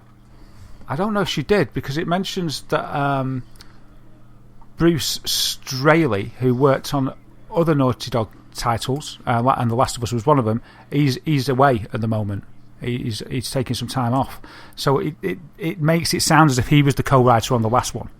I'm looking on IMDb, and it's just got Neil Druckmann and Bruce Straley were the directors of Last of Us, but it was written solely by Neil Druckmann. Oh right, there you go. Well, he's collaborating then this time. with what's her name, Hallie Gross. I'm going to pronounce it Gross because I don't think it's right to say the surname Gross, even though it's spelt that way. So I think it must be pronounced Gross. Surely, you wouldn't have a surname Gross, would you? So Hallie Gross, anyway. I thought when you said that you'd seen Westworld, then you were going to pour cold water on it by saying I've seen 2 episodes and it's a load of rubbish. No, absolutely. I mean, this is a show that's already passed the Chesson 3 episode, and I'm only on episode 2. A stamp of approval. Exactly. You have to get 3. That's the rule of thumb. Because sometimes Nicola's like, I just don't like it. I'm like, just give it another couple. So it is that 3. And if it doesn't hit us by 3, and there has been a few that haven't made it recently, but if it doesn't hit us by that 3, if we're happy to just let it go, then we'll let it go. But Westworld is definitely not there. It's absolutely fantastic. Brilliant. So that's just a quickie. And one more quickie for the last piece of news in the main section is Dead Rising 4. Apparently, to get the true ending of Dead Rising 4, that's going to be contained within paid DLC. I actually approach this with two minds. One, that's awful. Mm-hmm. 2, do I think that Dead Rising 4 is going to have such a deep story that I really mind? Yeah, I suppose it depends if you're a fan, doesn't it? If you're one of these... Yeah, but I think even if the fact they've been quite upfront with it, or have they been upfront with it? How was this unearthed? I don't know. Let's have a look. It's just announced. It doesn't really say that it's been unearthed. See, I've got less qualms with them if they're just going to say, right, well, we've got a plan for DLC, and it's almost like a continuing storyline. Yeah, it doesn't... I guess if you paint it one way, it's like we're holding the true ending from us. Or, actually, we've got this main game out, and we want to do some more things that will advance the storyline, which I think actually adds more value to the DLC for me at that point. Rather than being like, I want to pay for the end of the story, it's more that I know this DLC will actually matter rather than be a side quest, if that makes sense. Yeah, I think, the way that the article's written about this is that the true ending was within an unlockable mode called Overtime, which you got at the end of the game. And that mode now is behind a DLC paywall. So I wasn't actually sure if it meant that was that bad as well, but the outcry from the comments that I was reading on several threads about it, saying that it was just a terrible practice, I thought it was worth mentioning. But as long as you're right, you see, for me, if the game had an ending within the game that I paid for, I'd be just happy with that, in the same way that I'm not bothered about spin-offs of games. I'd be like, well, that's the ending in the game, so to me that's the final end. But if I'd played Series 1, 2 and 3 and always done the overtime mode to get what was known as a true ending and become a fan, so I always wanted that true ending, and then all of a sudden they locked that off, that would be a bit annoying. Yeah, I think Dead Rising for me, and again, you're right, if you're a big fan of the series, then you probably want to see it to completion, but I've never really taken it too seriously. I think it's a great world to mess around with, to like build mechanic robots out of parts of lawnmowers and then create a laser sword and slice through hundreds of zombies. But as serious storytelling, I hope that it just extends out as a reason for the DLC rather than you need to pay this to watch this cutscene. Yeah, absolutely. If it turns out that basically the only reason to pay for it is to see the ending that everybody wants, that's pretty bad. But if it's kind of like, but that's a means to an end, we're showing you this because it opens up into more gameplay, that would be kind of okay. So we don't know that yet, but that's an interesting way to look at it. And I'd really, really hope, and it'd be really, really nice if it was the latter of those. Otherwise, it's just kind of a bit of a money grabbing thing, I'd hate. I'm just trying to think of an example of a series that I really love, that I play every iteration of. I don't know. I mean, this sort of was an argument that Metal Gear Solid wasn't properly finished. The latest one didn't have the proper ending at the end of the game and left it to the next game. But that was more because they locked Hideo Kojima in a room with Geoff Keighley rather than anything else. Something serious happened there because there are feelings. Because they love each other. Yeah. But for Metal Gear, I'm not bothered because I couldn't fathom what was going on anyway. I just enjoyed the experience of playing the game. So there you go. Some people are annoyed, and rightly so if they are holding back like a key point of the game. But I suppose we'll see when the DLC hits what actually it contains, and if it contains more, maybe those people that are angry will have a little turnaround and think it's okay. And if you don't like it, you just go onto YouTube and watch that true ending, which is exactly what I did with Arkham Knight. Last year I put in a lot of time into Arkham Knight, but I never got to see the full ending, even though I bought the extra DLC, and there was still, every time I did that, it just kind of moved that true ending further and further away, because there was a lot of Riddler trophies that I had to get, and I never got to see the true ending, so I just went to YouTube and kind of found and watched that true ending, because I got an ending. I got an ending a couple of times, and I deserve that true ending, so I just went onto YouTube and got it that way. Yeah, absolutely. And on that note, do you think that, I don't know if it would have the same effect, but James, do you think, you're talking about The Last of Us, playing it, and we were talking about the time it would take to play it to get ready for the next game, do you think you could just watch a compilation of the cutscenes? Would that be effective enough? I would be up for that. I wonder if it would draw you in enough without the bits of gameplay in between. It'd certainly get you up to speed. I guess it depends what you miss in the incidental, because I know there's an awful lot of incidental talk in the Uncharted series, so I imagine there's a similar style. Yeah, you just have to find another YouTube video of Last of Us incidental chatter in 2 minutes. Yep. And watch that. But I wonder if you could, just get yourself up to speed doing it that way. I'm just wondering, I don't think you'd have the same attachment, because there's something about playing as the character, isn't there, and actually being those people. Looking through their eyes. I prefer your idea of just playing it on easy. I think that's such a fantastic idea. Cool. Yeah. I've not being challenged by the gameplay, but just kind of getting drawn in by that, like I say, that chatter and those characters. Yeah. Because the whole point of that game is that you're Joel and you're looking after Ellie and you're protecting her and you're growing that bond together. So just by watching a whole bunch of cutscenes is not going to get you where you need to be. Yeah, you wouldn't get the tension. Yeah, especially as the quick Google shows me that there's The Last of Us, the movie, all cutscenes, full storyline, 3.5 hours. The Last of Us, the movie, all cutscenes, all story, 6 hours. So by that point, I might as well play the game. Yeah. Indeed. And that is about, actually, before we leave the news section, we have to pay off the Games Award predictions. We should have done it while we were talking about Games Awards, but we have to pay off the Games Awards prediction from the score. So last week we went through, we predicted what we thought would win, not necessarily what we wanted to win, but what we thought would win, and it gives me great discomfort that I have to say that Darren, you won. It was a close call, but you won 10-7. So well done, sir. I'd like to accept this very humbly. Antony, bow before the king of games. No, it was a close one. I think between us we might have hit them all. We might have done. Thanks very much for making me feel better. And now we should just head over to VR for the VR news desk. No, I'll say a bit more upbeat. And now we need to head over to VR for the VR news desk for all the latest in VR.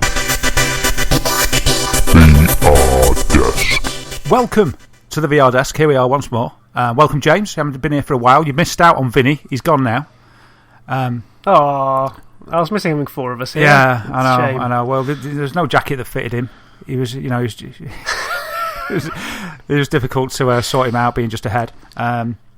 So yeah, he's banished anyway. He's not fit for purpose, as I said last week. Too busy falling over on the job. So what have we got for you this week? I've got a few things that I found out and out in the world of VR. What have we got first? Well, first of all, we have some statistics that give us the good news that Sony is already the market leader when it comes to VR. So research that was carried out by 01 Consulting, that's 01 Consulting, and was reported by VentureBeat, claims Sony accounts for 30% of the VR space already. That's ahead of Facebook-owned Oculus, which is at 11%, and Vive at 6%. Vive's partner Valve ranks even lower at 2%, and Google and Samsung account for 8% and 7% each. So that's quite interesting. I thought that Google and Samsung may edge it out a little bit because there's so many sold, because it's cheaper entry price for sort of the Gear VR and things, because we were doing some stats last week, and the sales of the Gear VRs and the mobile sort of VR solutions were immense. That 30 million compared to 700,000. So that was that's interesting. That's one stat. But that's interesting. And it shows just the power of that install base that Sony had that we've talked about before, doesn't it? That they've got that install base. They've thrown PSVR out there, and straight away they've got, you know, a third of the market, which is it's good work, Sony, isn't it? Yeah, I think as the report states, and always, I think we all thought as well that it helps that you don't need a massive gaming rig for this, and it was a comparatively, obviously it's still expensive, but compared to getting in the door with Vive and Oculus, it's far more achievable with the PlayStation, so you can see how it shifted those numbers. Yeah, absolutely, because you've got your early adopter kind of person looking at their options. As most likely they've got a PS4 if you're that kind of person. If you're a person that's going to be buying VR, you're probably going to have a console, aren't you? Yeah. And so they think, like me, I mean, I didn't have a PC. Antony, you don't have a PC, do you? And it's kind of like, right, well, What are my options? Okay, I could spend 15, 18, $2,000 on a PC and Vive combo, or Oculus combo, which with the touch controls will probably be a little bit more anyway. Or, I'm not sure about this, I can get $350, $399, and I can get a PSVR to add to my existing hardware. Don't need to have two setups because, you know, don't need a PC. It's easy. It's easy, like the console should be. It's just plug and play, no messing about. So you can understand why people have gone for it. I certainly can. Oh, absolutely. I mean, you know, even if we look at just kind of that first night that I was playing PlayStation VR, you know, I was up and running in 25 minutes, and that was it, done. And that even included tidying away all the boxes to make my area nice and tidy. You know, so I was up and running, where you've seen people kind of, even yourself, Dad, you know, it took a while to kind of get your Oculus kind of how you wanted it, or your HTC Vive, sorry, not Oculus, your HTC Vive to kind of where you wanted it. So you can just see how it is just that kind of easy plug and play, and it also has the and I know Oculus is backed by Facebook, but not everybody knows this. This is like Oculus, HTC Vive. You don't really kind of aware of those brands, but when you got Sony PlayStation and PlayStation VR, it already comes with that kind of comfort blanket, doesn't it? That you're buying something that hopefully will have longevity and a library to back it. Yeah, absolutely. And I think people might feel safe as well with Sony. It's a household name. Probably more so than Valve or Oculus. I mean, I know you've got Facebook tied with Oculus, but I think for a lot of people it all becomes just a little bit too much techie hassle to think of all that. You know, it's like you just want something, no messing about. You can see what it is. You just get it. Oculus had delays with the touch controller anyway, so you couldn't get all that together at once, and you needed the PC. Vive, I suppose Vive was a system that was all in. But again, you know, it was a newcomer. It didn't have an install base. It didn't really... I think only people that were really interested knew about it. You know, they haven't got that market penetration that Sony has. Sony announced something. They've got an audience listening ready. HTC Vive announced something. Even with Valve, it's kind of... I mean, Steam's massive, but it's just a different audience, I think, and it's difficult to get that message across. I think with PlayStation... Selling to the PS4 Massive at a price that is reasonable with no messing about is it's a good option. Yeah. You know, absolutely. You know, and even though we were saying before where it is just experiences and we want more, I haven't had anyone kind of try PlayStation VR that didn't love it, or VR, you know, in general, who just kind of put it on and wasn't wowed and wasn't kind of, wow, that's incredible. You know, I've never kind of had someone go, well, that's okay, or meh, you know, and then walk away from it. So it's just such a fantastic piece of kit, and you know, and it's really good to see that when I did have my family over and kind of showed them, you know, as I said before in the pod, they're all different shapes and sizes, and yet they all just kind of, I didn't have to do any tweaking. It's just so easy, and it's just so accessible to everyone to play. So I kind of think that this Christmas that we're going into is going to be that Christmas which is a bit like the Wii, where people are going to come round and they're round to your house for Christmas. So you're like, hey, have a try of VR, not just PlayStation VR, but have a try of VR, and then you might start seeing seeing it when it becomes readily more available in the shops, because at the moment it's still gold dust to get that kind of in the shops. So it becomes more available, and you can maybe seeing it kind of even taking off even more. I think hopefully next year we'll see it really kind of just getting into its stride. Yeah, and the next iterations where it gets cheaper and more accessible, even more accessible, especially when you're talking about consoles. I think it's just going to go up and up, because I think the cost will invariably come down over time, and when it comes down to a certain level, it'll be one of those things that people that like it will just be like, well, I may as well just have one, because it's good for an occasional thing. I don't have to be in it all the time, but it's so amazing that everyone should have one. You know what I mean? To look at the odd thing just for the X-Wing experience, or for an edgy... Oh, yes. Do you know what I mean? I mean, like you say, you'd be happy just for that, wouldn't you? Yeah. After I play, I've been Batman. After I've been Wedge Antilles this evening, I'm happy. That's it. I'm done. I'm sorted. I'm happy. So this evening, VR fulfills its potential. But just kind of having a bit of fun. When do you think that Sony, and let's just talk about Sony rather than HTC or Oculus, but when do you think that Sony would announce a PlayStation VR 2? Are we looking maybe this time? Let them get some games out for this one first. No, but when would they be as bold? When would they be bold enough to do that? I think it's going to be at least a couple of years. If they dare do anything beforehand, I think there will be an outcry, given, although it is comparatively cheaper, it's still a lot of money. And yes. you saw the reaction when the Pro came out, that people felt slightly cheated about this half jump of a generation. So I can only imagine that if the support for PSVR 1 is dropped in a similar time frame, there'll be a lot of unhappy people. Have you guys not seen the hints from Sony in the last few days about the PSVR Pro? I'll buy it day one. I was only joking, James. You can stop. I think I can feel the rage. I can feel the rage building. I can feel the heat emanating. I thought I'd best stop just there before. Is he joking? Is he joking? Yeah, I was joking.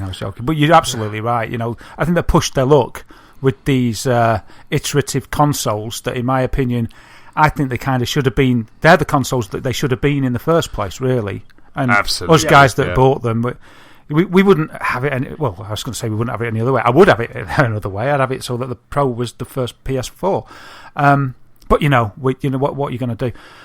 But especially with the PSVR, though, you've got 1080p screens in there. Yeah. And most of the games aren't actually taking anywhere near advantage of that. Drive Club is a muddy mess compared to some things. So I actually do think that we've got quite a way to go on these hard pieces of hardware, because it's the machines running them still have some way to catch up. Yeah, so because the device has got legs, hasn't it? Yeah.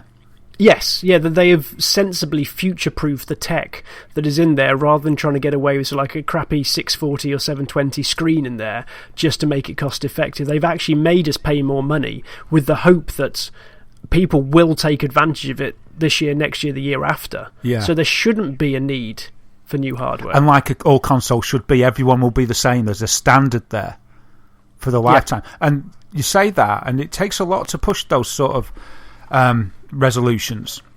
So we could be talking that might even be sufficient for midway through the PS5, whenever that came. And then... I think it's of that quality, yeah. And then what they'll do is they can max out the quality, and then they can use super sampling as well on the PSVR. And then when they hit that sweet spot, they'd say, right, here's another one now, with the jump to either 1440 or the amazing 4K. Imagine that. That'd be good. Getting rid of all those sort of that screen door effect you can see. But yeah, I'd say it can't be for a long time, because VR is in its infancy. Everybody that's bought one of these devices is taking a punt, and they're showing their faith, aren't they, really, on something new. If they threw another one out too soon, I'd be so annoyed. It'd be like, right, I'm abandoning the whole concept. You're just trying to milk me. It's not fair. Stamp my foot. But yeah, so I hope to heck that they realise that they just can't go. It's just beyond the pale, isn't it, if they did that? Yeah. Would you, though, buy a new little intermediary? I can't think the step box, the little the processing box. Unit. What? Yeah. And that improved. Would you buy a new one of those if they actually improved it so you could push through HDR? I mean, why, absolutely. Why would they do heartbeat. it? It's mystifying. I would want Absolutely. Yeah. I would want them to blooming foot the bill, really, admit the mistake and say, at least give me a reduction. All people that bought it, yeah. Which leads me on to the next piece of news. While we're talking about HDR processing units, because the lack of HDR processing in the PSVR processing unit becomes even more mystifying because of this story.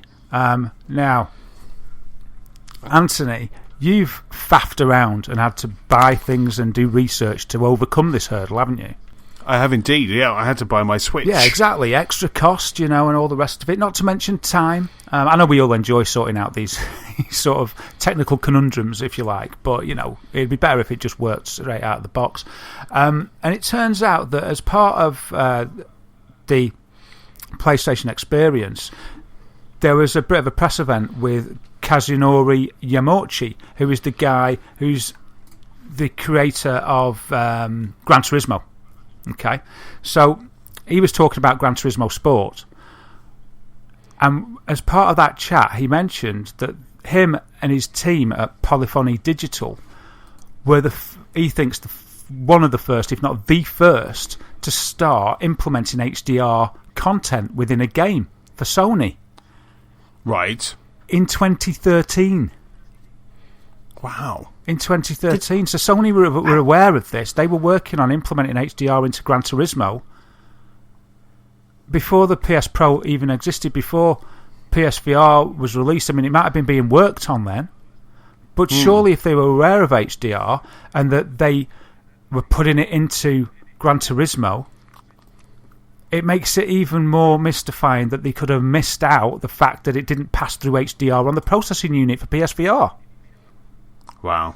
Because it was in it was in their world. There was HDR things being worked on.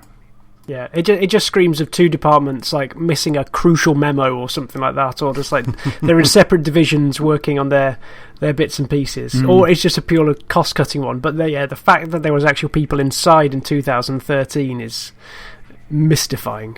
Yeah, but I've said before in the pod that when I first bought all of my 4K equipment, which was a good kind of 4 years ago, 3 years ago, I bought a 4K TV, a 4K amp, and a 4K Blu-ray player, all Sony. None of them would talk to each other. The amp wouldn't pass 4K from the TV, so that it wouldn't help. So when you had something like Amazon Firebox came out, if I plugged that into my amp that was talking to a Sony TV, those two couldn't talk to each other and they couldn't pass 4K. So that was clearly a clear indication that Sony's departments, not only just their kind of TV and their gaming departments, but also the receiver manufacturers and the Blu-ray manufacturers are not communicating properly with each other. And so something like this, kind of skipping it, doesn't surprise me, because I had to replace my amp, I had to replace my Blu-ray player, and ultimately my TV, because those 4K badged 4K pieces of equipment actually in the end couldn't run 4K at all. Yeah, it's a costly price to pay for somebody else's mistake, and I'm surprised that they've been. I suppose the reason that they've not been taken to task quite as much as they should be is because HDR 4K TV owners that bought PSVR must be minimal, or certainly not a vocal group. A PlayStation VR owner who has a PlayStation Pro and a 4K TV, surely that is the graph gets smaller and smaller, the demographic gets smaller and smaller to like me and another guy somewhere in San Diego, and it's just like, so it does get kind of smaller and smaller, so I can see why maybe that isn't an issue. But you're right, I think I might have said to you kind of off pod that I'm always very surprised that we never got that processor unit badged into the PlayStation Pro, that wasn't there, or I was hoping from the PlayStation keynote that we would have that they would actually announce a processor box. So, for those a processor box Pro, it may be a scheme that you sent your one back and you got a Pro one, something like that. Yeah, I'd never thought of it until James was mentioning it then, about the fact that the headset is actually beyond the technology that it's running on at the moment, and that's just I just like that. It's so good that it's going to take a while until it can really harness all that HMD is offering that it can put through the system. Yeah. So it's just made me feel good that it doesn't offset the processing unit. But when they bring out like the slim version, if you like, I'm sure it won't be slim, but you know what I mean, the next one that might have a few tweaks. For all I've heard, I've not used a PSVR yet, but for all I've heard, there's not much to tweak because it's really comfy. It's a great design, the best design of a headset, I believe. So I don't know if there's that much that they could refine and improve, but I'm sure there'll be something, and hopefully they'll bring that out, and the processing box will be better at that time. Absolutely. I think the only thing they need to refine the way that it goes on, the comfortability of the headset. James, you're probably same with me. I think it's incredibly comfortable. Yep. I mean, you wear glasses, so what's it like when you have your glasses on? So don't get me wrong, it still touches like the lens itself, but compared to how I've been with the Oculus and the Vive when I've put them on, it's so easy to take it on and take it off, because that strap at the back that allows you to just extend it with just a button, and the fact the entire mounted unit at the front can slide forward about an inch. I find it useful not just for getting on and off, but say if you need to find out where the remote control is, or your phone's just gone. It's an easy way just to have that tiny bit of vision, and that you can put it back. If you hear a rabbit trying to eat the cable, you can just go and then slide it back to your face. It's really good. That's even a smaller demographic, isn't it? Of like kind of PlayStation, PSVR, PS Pro, 4K TV. Bunny owners. you saw what my cable. I had to armour my cable, so it's. I love that. That was just so cool. Yeah, I guess because your cable is just going to be there, and you're right. You can't see what those swines are doing. Those swine, those rascally bunnies are up to. Yeah, this is your new. This is James's new brand of cables that he's going to bring out for really tough wearing. It's bunny armour cables. That's a DLC, surely. Excellent stuff. And on that HDR processing note, that's about it for this episode. Big thank you again for listening, and a big thanks to James for pulling up that pod chair. It's a pleasure. Thank you, James. Fantastic. Don't forget, you can keep up with us at gamersoflostspark.com, where we'll put links from the show. You can also find us on Facebook, on Twitter, we're at LostSparkPod. You can also find us on YouTube, and we're also in the PlayStation 4 community and also the Xbox One Club. Darren, where can we find you online? You can find me online as Wythermator on PS4, Xbox One and Twitch, Dazagamer on YouTube, and at DazWhittam on Twitter. James, where can people catch up with you, sir? I am Big Sheep on Twitter, Xbox Live, PSN and Nintendo. Excellent. For me, I am Chessman on Xbox Live. I'm PS-Chessman on the PlayStation Network, and Chessman UK on Twitter and Nintendo. Don't forget, if you have any feedback, please send it to our email address. That's feedback@gamersoflostspark.com. Also, if you're feeling generous, please leave us a review on iTunes. Right, that's about it. I'm going to go and be Wedge Antilles. So catch you next week, guys. Bye. Bye.